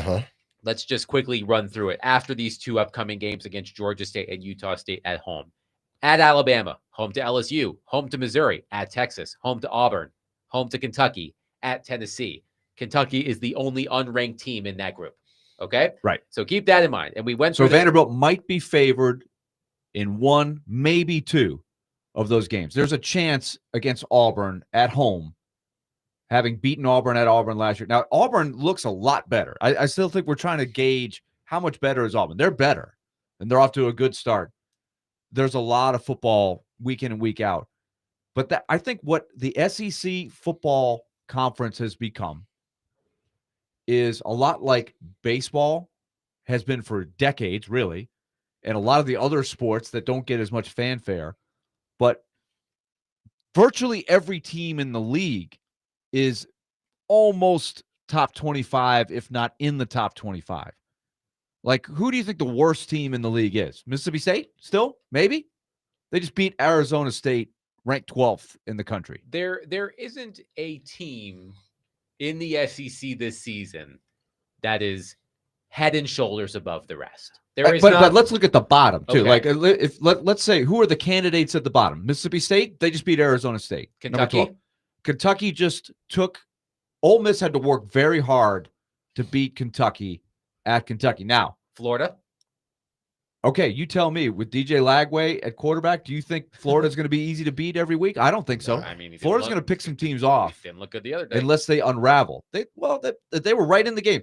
LSU playing at home, number 3 team in the country. Florida, it was 10-9 at the half. They were right in the game. You think that was easy for LSU? I mean, Brian Kelly lost his mind on the very first question because the guy wasn't satisfied. But to me, Florida, if you think they're the worst team in the league, that's a talented team with one of the best talented quarterbacks in the country. One texter has his list. Tennessee and my dogs. So he's a Georgia fan. Tennessee and my dogs are the top 2, followed by A&M and Vanderbilt, maybe Alabama. LSU is 2019 Georgia. No offense, all-world defense. Kentucky is the worst. I am not. If Joe and Robbie were talking about Vanderbilt as a Cinderella playoff contender by then, I don't know about that. I'm not. Coach Willie wants no part of that. Coach Willie wants no part of that. I think Vanderbilt right now is in that group of teams that could play the role of Indiana from last season. Yeah. I don't know. Well, they have a much Indiana didn't play anybody last year. True. If Vanderbilt had Indiana's schedule from last year, yeah, I would be in on that conversation. But they have to play too many tough teams. Yes, but from the standpoint of you don't expect them to be there, and then they find themselves in the playoffs now, because they have added extra teams. So it's not just a foregone conclusion. Vandy is out. Come on, Willie. You know that. They ain't out yet. Coach Willie. Yeah, Coach Willie, like, no, I don't even want to talk about it. Don't ever, when talking about Vanderbilt, don't you ever put a cart before a horse. Oh, I'm putting that cart before the horse this time. Do not do it. Don't go there. No, but if you, the SEC, I believe this year, because in previous years, I think by the first 2 weeks, we pretty much saw the dominant teams. It's like, okay, Alabama's dominant, Georgia's dominant. So at least by week 3, okay, these are the teams that we need to be ranking in order right now. I think we're going to get it, but it's not until they get heavy into SEC play, because the SEC, like the NFL, is a war of attrition. Yes. The longer we play, you better stay healthy. Yes. Because if you don't, then you thought you were a juggernaut and end up being, a middle of the road team. So I think eventually the top team will show itself, whether it's UT, whether it's Georgia, Alabama, Vandy. I think in the next couple of weeks, the best team will show itself, and then everything else underneath that. 615-737-1025. Our phone and text lines are driven by WilsonCountyHunting.com. We'll take your thoughts on the SEC through the first few weeks of the college football season. But coming up next, when we did our 10 critical Titans questions, Willie did me the honor of allowing me to come up with one. And now I'm thinking I set the bar too high. We'll discuss that coming up next. Willie Dunnick, Derek Mason, Adam Vingan, 1025 The Game.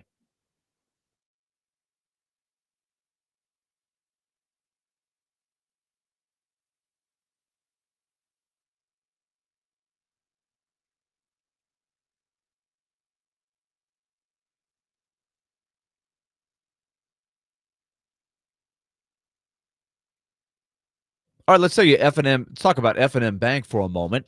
Banking made easy on purpose. Yes, Friday at 5:45, and the commissioner has behind the scenes looked at his grading system, his point system. It is going to make headlines Friday at 5:45. You'll have to tune in for that, and it's brought to you by F&M Bank. As always, banking made easy on purpose. Your financial life and your life in general is complicated as it is. So why make your financial life any more complicated? That's what F&M Bank strives to do for you. They've got the tools like the Smart Swipe debit card, where every time you use that feature, if you choose it, they will take every purchase you make and round it up to the nearest dollar and put the savings in, or that extra change in your savings. So if you make a purchase of $15.50, they'll round up, and that 50 cents goes into savings. And it will happen every time you use that debit card. It's a great way to build a savings account very easily. That's what F&M Bank does. That's just one example of what they do. So go to myfmbank.com and find the nearest location to you. They're right smack in the middle of your community. F&M Bank, banking made easy on purpose. We take it to the bank Friday at 5:45. Member FDIC.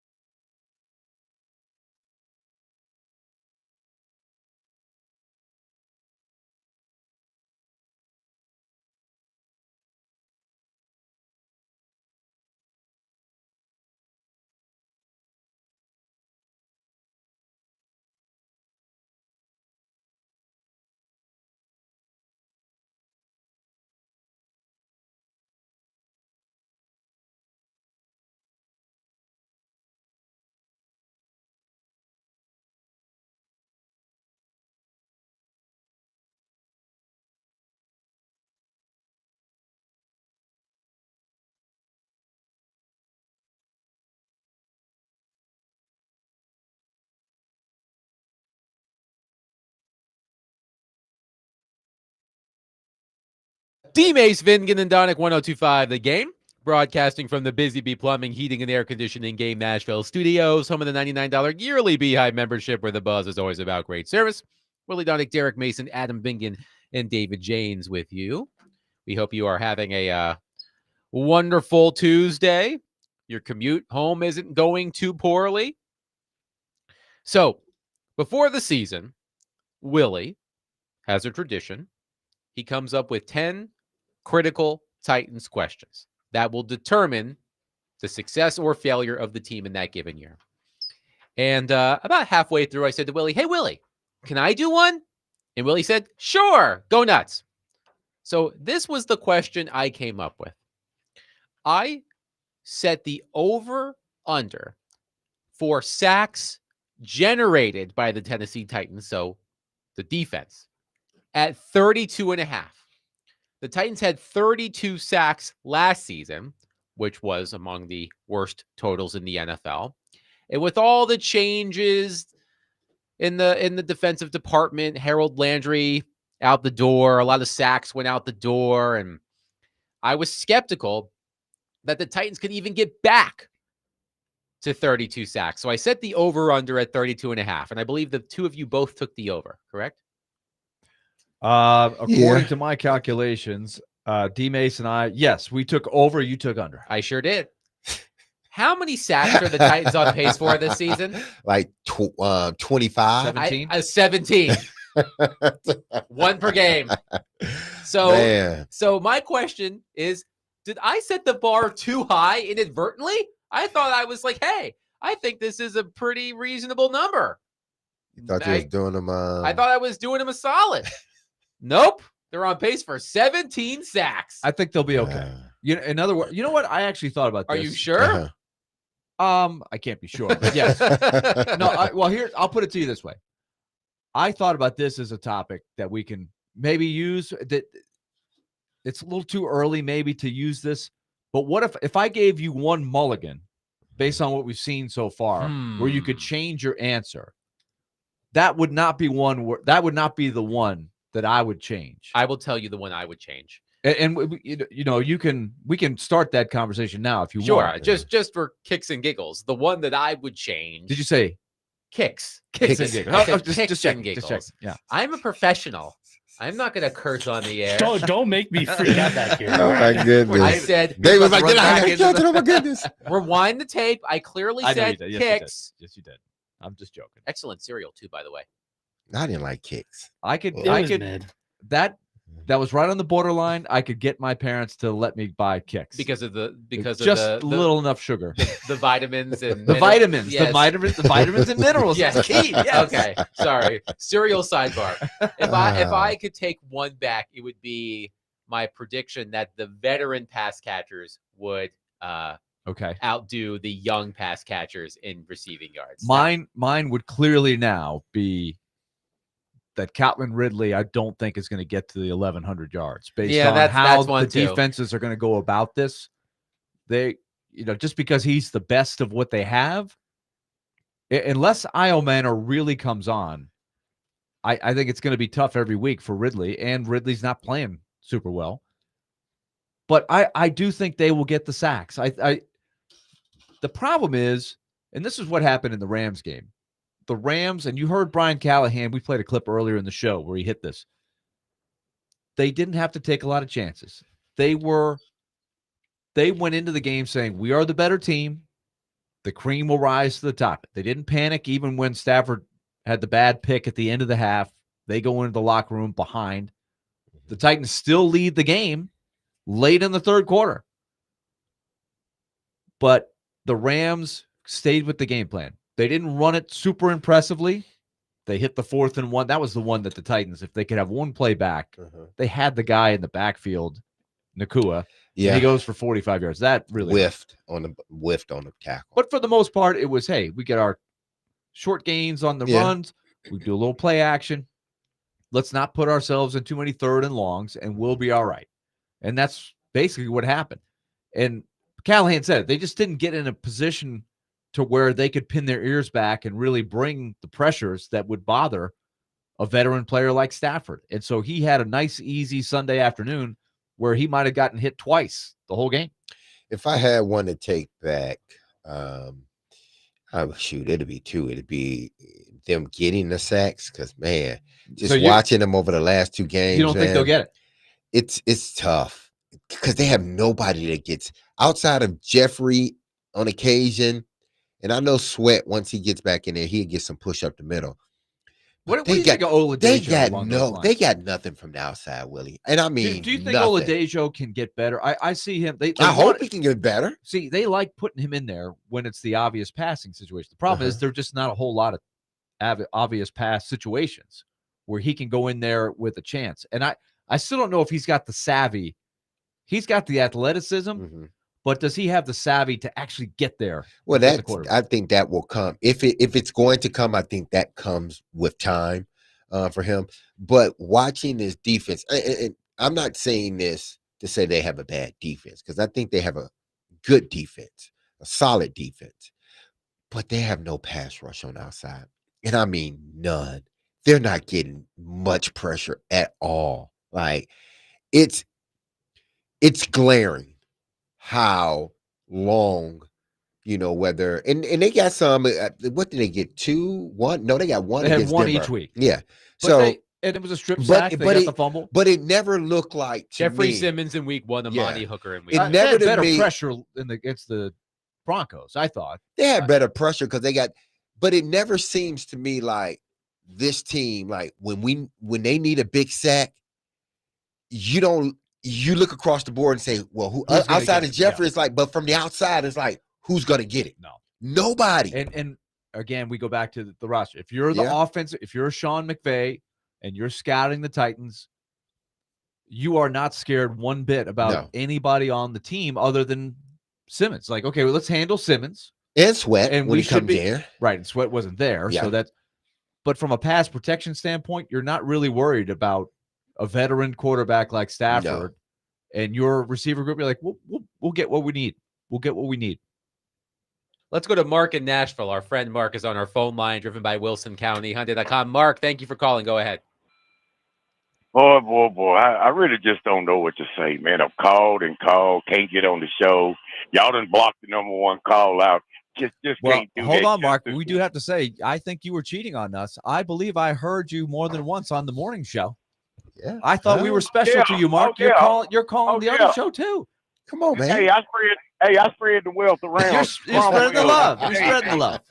There's too much Mark for one show. Yeah, I know, man. What's up, Adam? Willie D, man? What's going on? What you got for us, Mark? Chase McCabe called me the other morning, told me to spread the wealth. He said we need to get the numbers up. And I said, hey, Chase, I'll do that, man. I'll make that happen for you, Chase. Yeah, cool. Oh, man. So what you got for us, Working Mark? overtime. Mark's working overtime. Hey, what I was going to say was, you got Oladejo, Arden Key's not playing up to par, D-Mace. You know that. They need a defensive end. I look at TV the other day, D-Mace. I don't know if you watching the other games. Zadarius Smith got signed with the Philadelphia Eagles. Why the Titans didn't sign Zadarius Smith? I mean, why didn't bring him in as a defensive end, man, and bring him? You drafted a guy in the 2nd round and you call him a project. That's disrespectful, man. I mean, you didn't. Sneed, he's not playing great ball. Adams was cooking him Sunday, man, especially on them stopping goals. He had to grab him and whatnot. You ought to bring up a question about an over and under how many interceptions the secondary have. I say about 3 for the season, maybe. But hey, look, before I go, and I know the numbers that came up. You appreciate me, Adam. So tell me you appreciate me. But Willie, before I go, you got the Padres in town tonight. You had Jacob deGrom them almost sweep the Mets. You might well pack your bags. Well, there's no sense of going to New York this year and try to go see the Mets play. Because, look, you got my Cincinnati Reds and Terry Francona. We just a game and a half back. It's over, Willie. They choked. I hate to see it, Willie, but they have choked. I'm having trouble breathing. I am having a lot of trouble breathing right now, Mark. By the way, the Mets game against the Padres it's coming up next. It's going to be on our right after our program. So we'll see. Padres and Mets. I know what Willie will be listening to on the ride home. The Mets, I believe, I may be off by a game or two, but since June 13th, they are 32-54. I think that sounds bad.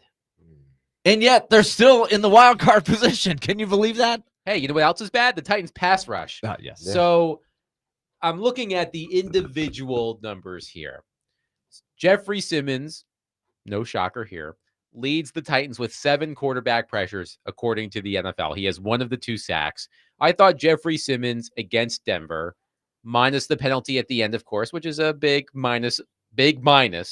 I thought he was incredibly impactful in that game. I mean, his pressures led to 2 turnovers against the Denver Broncos, but 7 quarterback pressures, 1 sack for Jeffrey Simmons.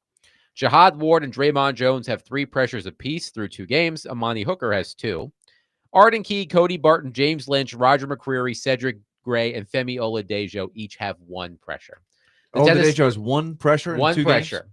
The Tennessee Titans have a total quarterback pressure percentage of 26, which is 27th in the NFL through 2 games. See, to me, the Oladejo stat is 1 pressure.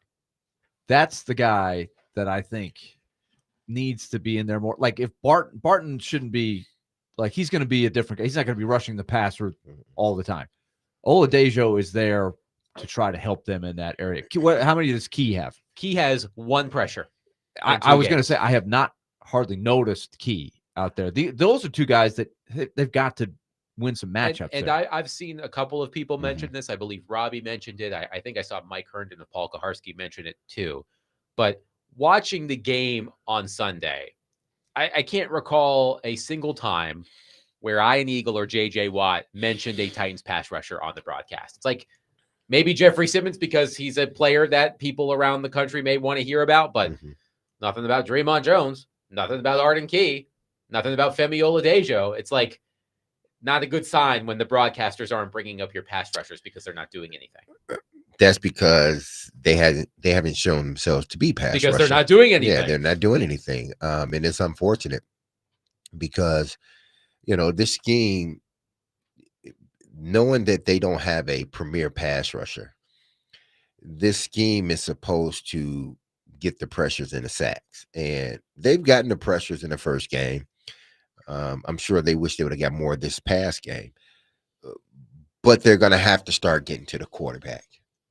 And the problem that they're running into is, okay, we can bring pressure, but what if we don't get to the quarterback? We can't hold up on our side. They've showed it. I think Snead's going to get better, but he had his moments last week. I mean, this past weekend. Brownlee had his moments, the past 2 weeks. Baker has had his moments of getting beat. So are you going to, in order to try to get sacks and pressures, are you going to have to scheme up a zone?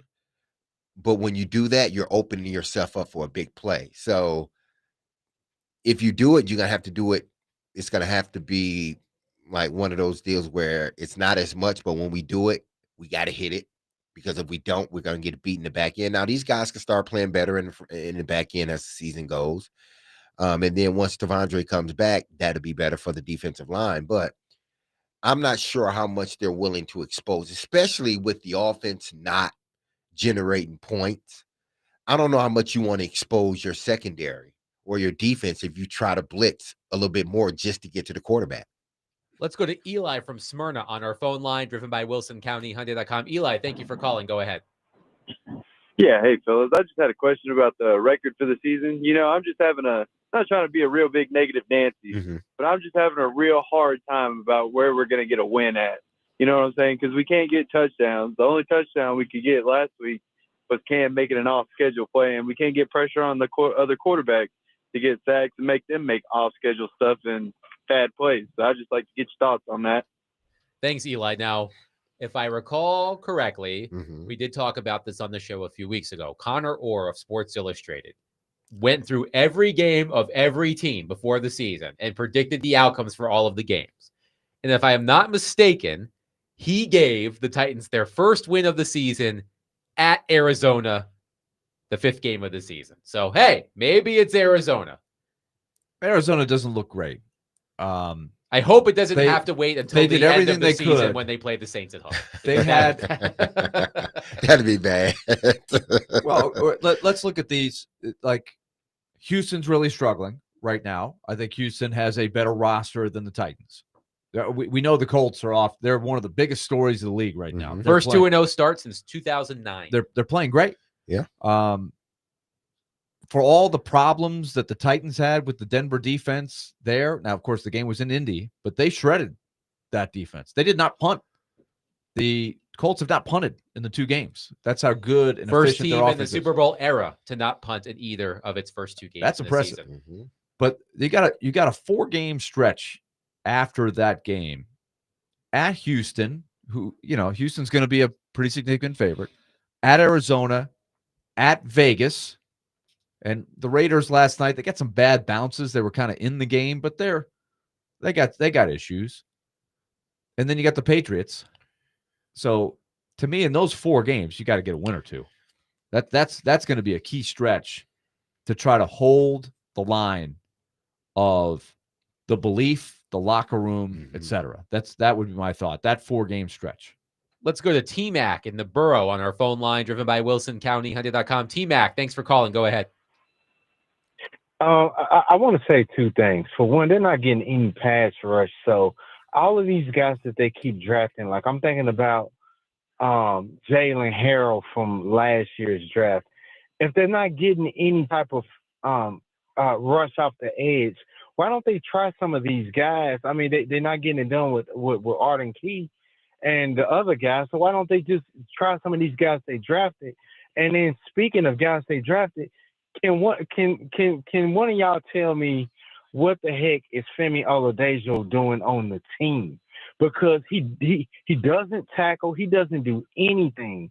He has the cleanest uniform on the field. Like he's not no effort, no anything. So can y'all please comment on that and just tell me what the heck is he doing on the team? And I'll hang up and listen. We will attempt to do that, T-Mac. By the way, I do want to. That's a key guy. Yes, Yeah. and I do want to mention, because Mark mentioned this earlier, why didn't the Titans sign Zadarius Smith? Well, it takes 2 to tango.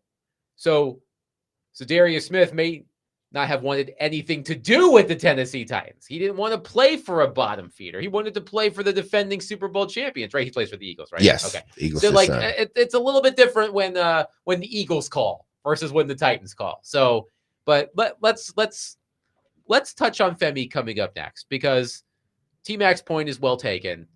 There are some texts about Femi Oladejo in the text line. So let's talk about Femi Oladejo on the other side. 615-737-1025. Did I set the bar too high? I said 32 and a half sacks. Basically, I said, just get back to where you were last season. And boy, I feel pretty good about that right now, considering the Titans are on pace for a whopping 17 sacks. 615-737-1025. Willie Donick, Derek Mason, Adam Vingan, 1025 The Game.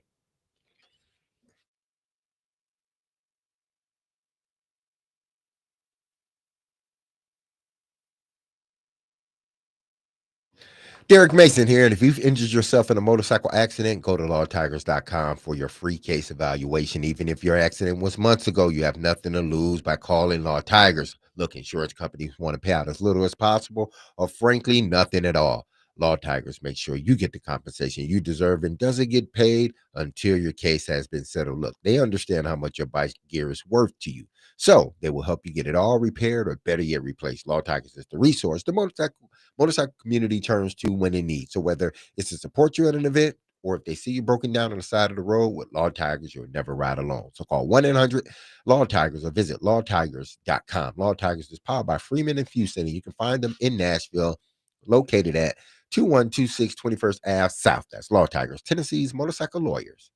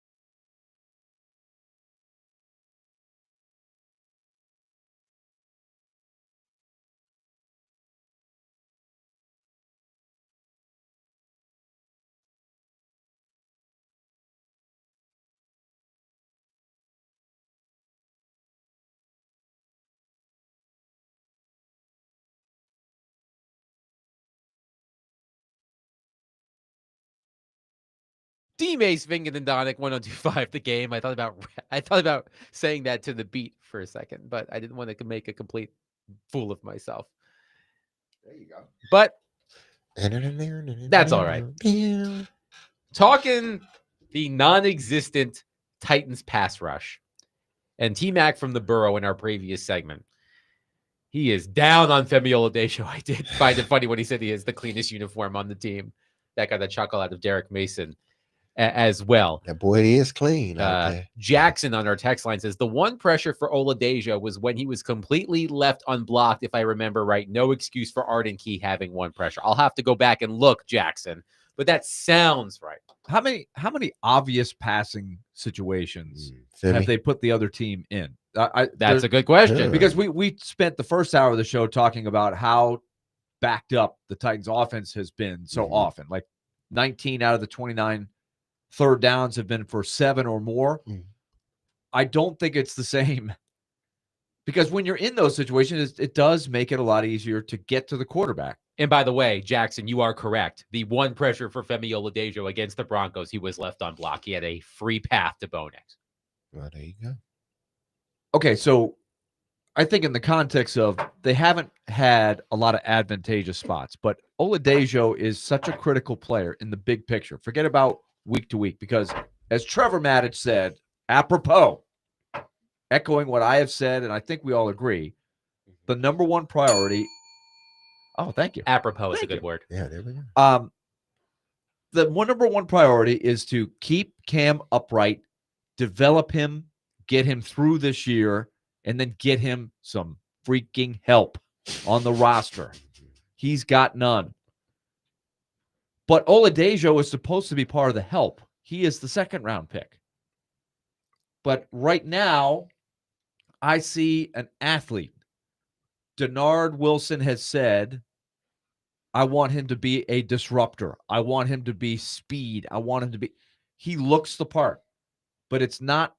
We only played 2 games, but it hasn't translated yet. He looks like a guy. They didn't draft. Okay, they drafted him based on potential. They didn't draft him because he had these gaudy stats at that position, and he was just heralded as the next great pass rusher. And he just slipped to the second round for some reason, whatever. No, they drafted him potential. He has a 2-piece. He's potential and a project. That's just what he is. Because of his potential, they're going to make him a project. And he looks just like it out there. But here is the problem, so to speak. They want to play all these young guys. They do. They have to. They got to see what they have. He's not ready to play. Like, truly. Like, he's not ready to play. I'm not saying that he's a bad player or he will be a bad player. Just think under any other circumstance. If this was a stacked team, would he be playing on defense? Probably not. No. Because he's not ready to play, really. He's not ready to play. Like, you're playing a guy that's a project, has potential, but he's not ready to play. Project has potential, but not ready to play. That's why he looks the way he looks. So like, do you think he out can of get place there? or just don't know what's going on? Because he really does. Things are But just. can he get there? Because that's the question. What is your mantra? Your mantra is play the what? Play the kids. Play the kids. Yeah. So you have to be willing to play him and not have it look good, and hopefully he learns, right? Yes, and people are just looking. There's nuances in a draft pick, okay?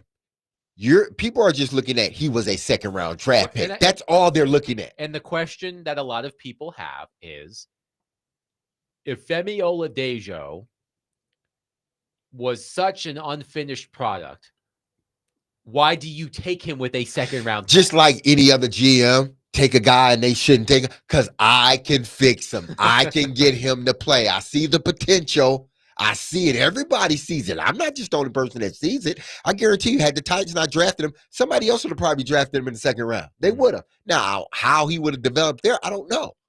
But you drafted a guy based on his potential, and what he's a project. But now you got to play him, and playing him looks just like what it has been looking like. A guy that's a rookie that hasn't played this position very long, and he's still trying. That's a complex defense. He's still trying to figure, and I'm sure they're not giving him a lot of stuff because you can. But he's not playing on instinct right now. He's thinking about the game. And that is the last thing you want to do as a player. You just want to go out there because you prepared so well and you're ready. Just let your natural ability take over and it'll be all right. He can't do that because he doesn't know what's going on. So he can't let his natural ability to play the game show because why? He's thinking about what he has to do. And the minute you thinking about what you have to do, that tackle is going around you to block the backer, and that pulling guard is hitting you right in the throat. Couple of things. One, Oladejo was the 52nd overall pick in the NFL draft. I pulled up Dane Brugler's final mock draft for The Athletic because I have a lot of respect for Dane Brugler as an analyst. He had Oladejo going 61st, so still in the second round, to Derek's point. Willie, I also have another answer to your question. You wanted to know how many obvious passing downs on third down the Titans defense has forced. The Titans have faced as a team 27 third down plays. They have forced the opponent to be third and long, which means 7+, 9 times out of 27 total. So it's almost the complete opposite of the offense. Fair to say? In the sense that the offense has been an obvious passing third downs about 2/3 of the time, and the defense has only forced 1/3 of the time. 1/3 of the time. Yes. So that's not a lot of idealistic times where you're going to get to the quarterback, especially against a good veteran team like the Rams, where that was a big thing during the game. They just couldn't get the Rams in a lot of obvious passing situations, and it looked like a very easy game to call for Sean McVay. When you're in, 2nd and 5, they didn't take them out of their 2nd and comfort 4. zone. Yeah, they were in rhythm. Yeah. They stayed on pace. They stayed on task.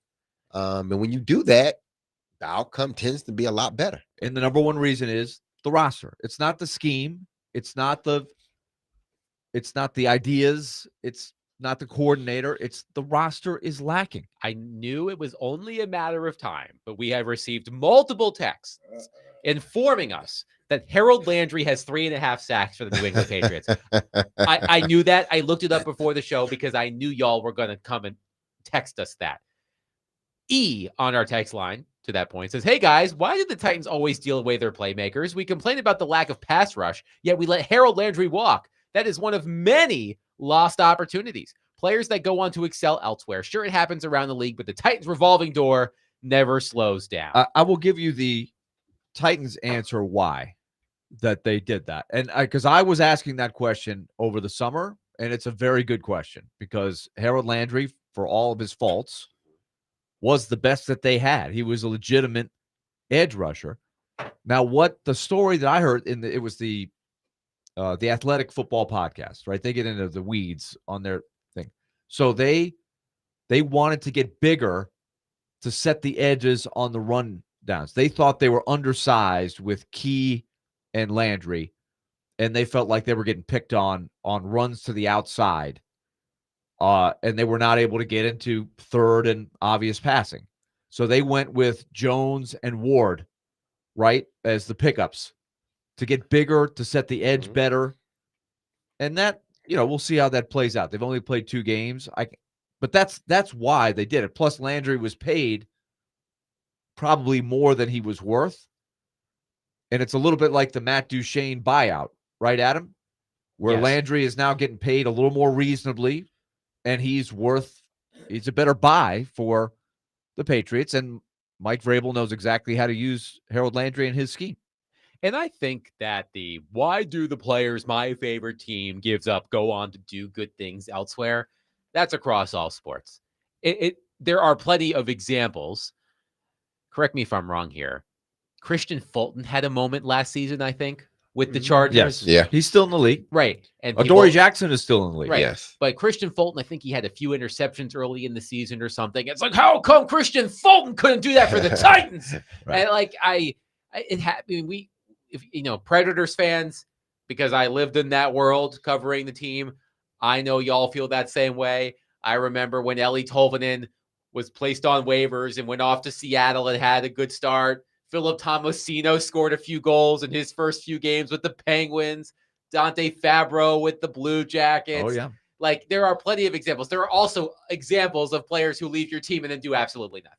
But I get it. I get it. Sure, it's natural. Like Yeah. there's a running joke. Like until the Cubs finally won the World Series in 2016, it was like whatever team in the World Series has the most ex-Cubs, that's who's going to win. Like, or in hockey, all of the ex-members of the Buffalo Sabres right. who go on to win the Stanley Cup, like Ryan O'Reilly or Sam Reinhart or it's a long list. Jack Eichel. You know, it's the same thing. But I get it. Jackson says, lame excuse. You're allowed to sack the quarterback on first and second downs, Willie. Just ask John Ojokwu. Hey, okay, but see, that's where they don't have the guys that are going to get to the quarterback on first, because they have Jones and Ward in the game, right? So that's where a very good play caller who has the upper hand with the personnel, like McVay. I'll give you the example. The Titans are up 16-13. It's late in the third quarter. 1st and 10, little play action. Puka Nacua, little pick play, rub route, big play, and they're off and running. So I think they're allowed to sack the quarterback on first down, but do they have the personnel that's going to get to the quarterback in a down where you're much more apt to run? Like 1st and 10, you got a choice: first pass or run. They're not going to get sacks on first down. No, and the unfortunate part about it is that, again, if you want to get pressure, then you have to potentially expose your secondary, because you're bringing somebody out of the secondary or bringing an extra linebacker or two. So there's going to be an open space. So you're banking one of these guys are going to get to the quarterback. And it hasn't been that way. Now they have 2 sacks and some pressures, but for the most part, I think, if you go back and watch the games, the quarterbacks didn't have a problem really throwing the football consistently. Yeah, they played better. The defense played pretty good against Denver, but in the second half of that Ram game, they just, the war of attrition got to them, and they got worn down because they were on the field so much. But in order to try to get those sacks, they can't get them with 4 guys. And ideally, that's what you want to be able to do, because that's what the Rams can do. That's what the Denver Broncos can do. They can get to you with 4 guys. That's what Cleveland can do. They can get you with 4 guys. That's why the back end seems so much better than what it is. Why? Because we don't have to blitz nobody. We can play zone behind it, let those guys get to the quarterback, and force the quarterback to throw a errant pass against a 4-man rush into a zone defense. The Titans can't do that. Out of curiosity, Adam, how many of the 11 sacks are on first down for Cam Ward? Cam Ward's been sacked 11 times in 2 games. Are you asking me, or do you know the answer? I don't know the answer. Okay, well, why don't I take the break to find out that answer? Well, that's just the texter put in there. You're allowed to sack the quarterback on first down. I'm curious how many, because I don't know the answer. How many times has Cam Ward been sacked on first down? Okay, I will look that up. Coming up next, 615-737-1025. We will also wrap up the show by discussing the AFC South. We mentioned the Colts, the Titans' next opponent. They're 2-0. The Texans are 0-2. The Jags are there too. We'll discuss that next. Willie Donick, Derek Mason, Adam Vingan, 102.5 The Game.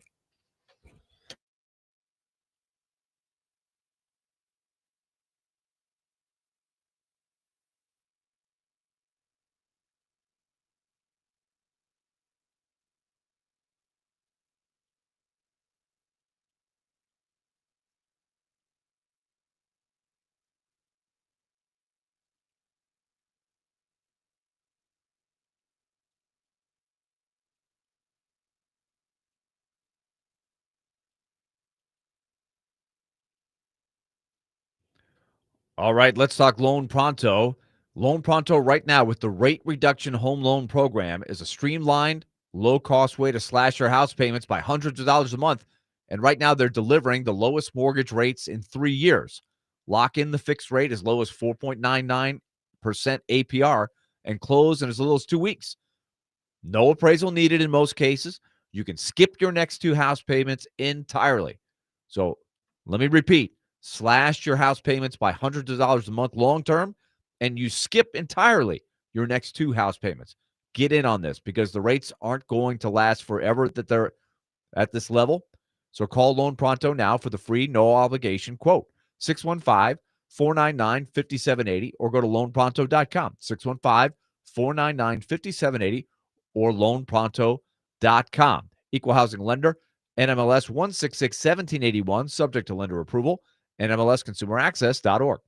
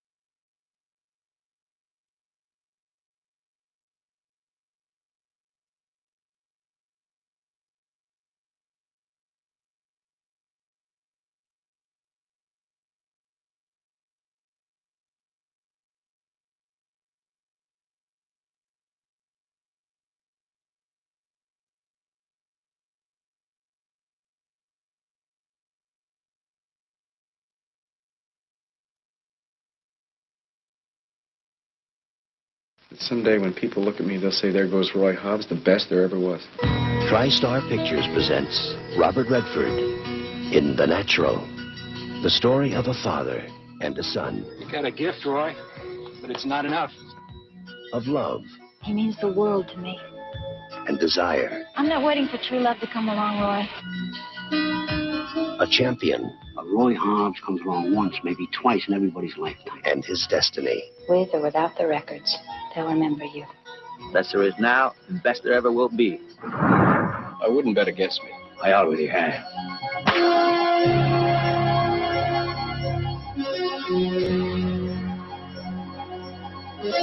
Oh, that's the good stuff. Great movie. R.I.P. Robert Redford. 89 years old? 89. That movie came out in 1984, The Natural, with Roy Hobbs. And Goodbye, Mr. Spaulding was a big part of the lingo in the 80s after that movie, for sure. There goes Roy Hobbs, the best there ever was. By the way, to answer your trivia question, Willie, Cam Ward, of course, has been sacked 11 times this season. He's been sacked twice on first down, 5 times on second down, 3 times on third down, and 1 time on fourth down. So twice on first down, and we actually looked at the tape Yes. of both of them. They were both 1st and 10. So yes, you are allowed to. You are permitted. You are to permitted to sack the quarterback on first down. I think Indeed. in general, it's harder to sack a guy. It should be harder to sack somebody on first down because you have a lot more play action options and things like that. But not every team employs John Ojokwu. This is true. So there you go. Keep that in mind. Well, we know that the Indianapolis Colts are the Titans' next opponent. The Colts are rolling 2-0 for the first time since 2009, as we mentioned earlier as well. The Colts are the first team in the Super Bowl era with 0 punts through its first 2 games of the season. The Colts defeated the Broncos 29-28 on Sunday. I don't know if you guys saw the ending to this game. The Colts missed a 60-yard field goal with no time left, but Denver was called for leverage. Leverage. Now, Derek, explain what leverage is and why that is an illegal play. Well, what is it when you're pulling a guy? You're pulling to get another guy through. You're not supposed to be on, and I'm sure it was over the center more than likely. I think it's designed to protect the center. Protect right? the center, yeah. So either you're lining up over the center, and you're not supposed to, or defensive players tend to go in and pull a guy and let the other guy shoot the gap. That's illegal too. So as a defender, you're not allowed to place your hand on an opponent or a teammate and push off to propel yourself. There we go. Into the air to block a kick. In this case, number 92 came across the line to the right guard, and he puts his hand on the right guard and pushed off him to elevate himself in order to block the kick. Now think about how unintelligent totally that wrong. is. I mean, you can't. It's a Describing 60-yard something field else. goal, Right. Right, and so the Broncos. This is a big theme. Is kickers are routinely making, and Joey Sly has hit a few 55 and out. Like Aubrey, the kicker for Aubrey's his name, right? The Dallas kicker. He hit from 64 to tie it, and it was easy. It would have been good from 70. So the Colts get a second chance from 45 yards this time. So that you and have the kicker to, nails it. if you're the special teams coach, you would tell your guys, do not leverage. It's 15 yards. Yeah. Like it's one thing if you're diving in to block or something like, but that is unbelievable. If the guy hits from 60, you've got to tip your hat. He missed. It had really nothing to do with the leverage, but they get a freebie. So the Colts come in 2-0. Daniel Jones is slanging it all over the field. We'll talk more about the Colts, of course, as the week progresses. The Houston Texans are 0-2 now with the Tennessee Titans after losing 20-19 to the Tampa Bay Buccaneers last night in the Monday Night Football doubleheader. Houston led 19-14 with roughly 2 minutes left. The Buccaneers then engineered an 11-play, 80-yard drive punctuated by Rachaad White's touchdown run with 6 seconds left as the Texans fall to 0-2, joining the Titans in the cellar of the AFC South. It's a heck of a drive by Baker Mayfield and the Bucs. It was textbook, and they went right down there. They ran the ball in with 9 seconds and 1 timeout. I'm sure there were people in Tampa watching going, take the timeout, they did a great job of saving their timeouts. They even let the clock run down so they made sure there was really no way for the Texans to get the ball back. It was very patient. It was well done. But I thought the story of the game was that the Texans offense struggled so much they were getting booed. They could not protect CJ Stroud. So all of the offensive line issues are still issues. They hadn't changed them. And they're missing, one of their playmakers on the offensive side of the ball at wide receiver. So that doesn't help either. And this is why this division for the Titans, it may be it's not a bad thing in a sense that you're not a good team. And what I mean by that is this: you're in a division that isn't really that good. So you're not a good team, but you may be able to somehow, some way be a player in this division if you can figure this thing out from the offensive side of the ball. Because Houston's struggling. Jacksonville, they're okay, but we don't know. We just don't know what Jacksonville is. The Jags lost to the Joe Burrow-less Bengals Yeah. on Sunday. And they intercepted Browning 3 times. Exactly. Still Yes. couldn't come up with the win. That was weird because I didn't watch the game, but I saw that stat. I was like, so you're telling me they lost Joe Burrow, his backup threw 3 picks, and the Bengals still ended up with 31 points and won the game. Apparently, there was some infighting on the sideline between Duval himself, Liam Cohen, and a quarterback, Lawrence, and I think there was a route that Brian Thomas stopped running, and Cohen kind of was like, I want to kind of call him out, but I can't do it. So the other part that I see is Travis Hunter hasn't really made a big mark offensively yet. He had 3 catches for like 22 yards on Sunday. They haven't figured it all out yet. Well, neither one of these teams have figured it out. I mean, Indianapolis right now is the best team because they are the most solid team or complete team, so to speak. And Daniel Jones seemed to be playing pretty good as of now. But this division is, in essence, it's a winnable division. It's just it's a good thing and a bad thing, but the Titans just don't have if this was the AFC North and the Titans were in the AFC North or the AFC West, they would most doubtably finish at the bottom. No questions asked. But because they're in the AFC South, as bad as they looked at times on offense and on defense, I can't say that, man, they may look up and find themselves, and it may be a dogfight in the middle of the season between all these teams. And that doesn't mean that the Titans would be the better team. It's just there's no clear-cut, really good team within that division. I thought it was I'm sure the Texans were very disappointed because their defense does look their good. defense they can is get good after the quarterback, but to let the Bucs go down and score where you could have given up a field goal. They had to score a touchdown, and the Bucs just cruised. I wouldn't say they cruised, but they methodically worked the 2-minute drill to perfection and scored. Trevor Lawrence, 3 interceptions already. His passing numbers are kind of meh, and they've run the ball pretty well. So that's something to watch. Like Liam Cohen is supposed to come in there and bring out the best in Trevor Lawrence, and it hasn't really happened yet. I still look at them and say that's the team, to me, that has the highest ceiling. You're talking about the Jaguars. Yeah. I mean, the two of us, Willie and I picked the them. Jags to win the division. I picked Indy. You are looking pretty good right now. Yeah, I'm looking good right now. Skyler says the Jags need to fire that new GM for trading that haul for Travis Hunter. You mean Doogie Howser himself, James Gladstone? It is going to be a question. It's just like I often drop in there. Was it the right decision to draft Cam Ward #1 and not take what you could have gotten? That is true on the flip side for the Jags. Was it worth giving up what they gave up for Travis Hunter? Because if you're gonna let him play both ways, then yeah, but you're not. He can't. He's not physically. He just is not going to be able to do it. So you gave up all that stuff for a wide receiver that, if you were just drafting him alone as a wide receiver, he wouldn't have been the first wide receiver taken. Yeah, he's a good player, but he wouldn't have been the first wide receiver taken or the first defensive back taken. I'm looking to see how many defensive snaps he had in week 2. I can't find it off.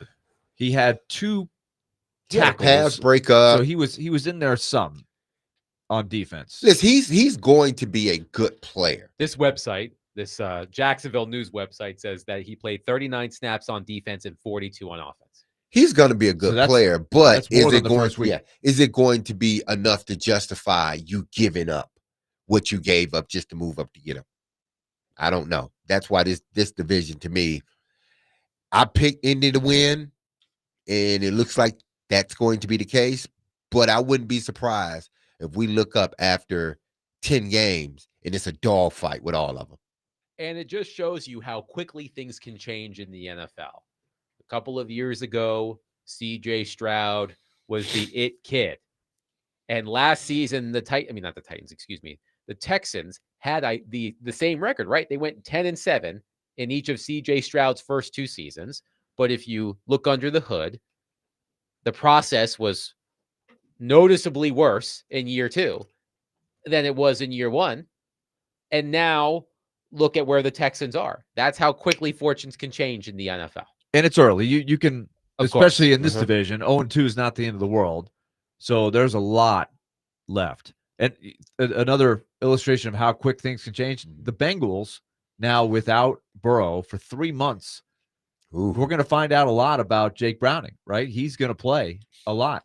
And do we think that they will even hand him the reins and just say he's the man, or do you think they'll have to keep an eye, like hedge their bets and look around and like? No, he's the guy. He did well last year. He almost led him to the playoffs last year. He's their guy. He's about to earn him a whole bunch of money. Well, 2 years ago is when he Yeah, got to play. exactly. Right? But he's about to earn himself a whole bunch of money. He can pretty prove soon. that he belongs to that he's the starting quarterback in this league. No question.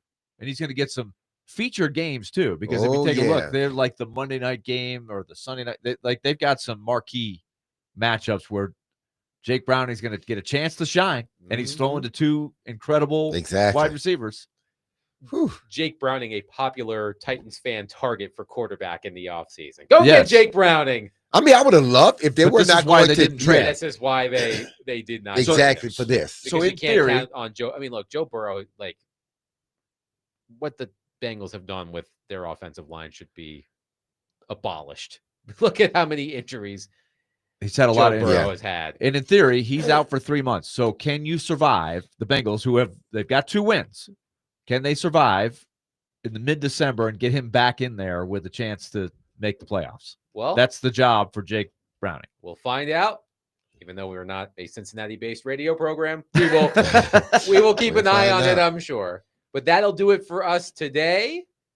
Jonathan Hutton from Hot Mike with Hutton and Withrow will join us tomorrow. Week 4 of Silly Underdog Picks tomorrow as well in the 5 o'clock hour.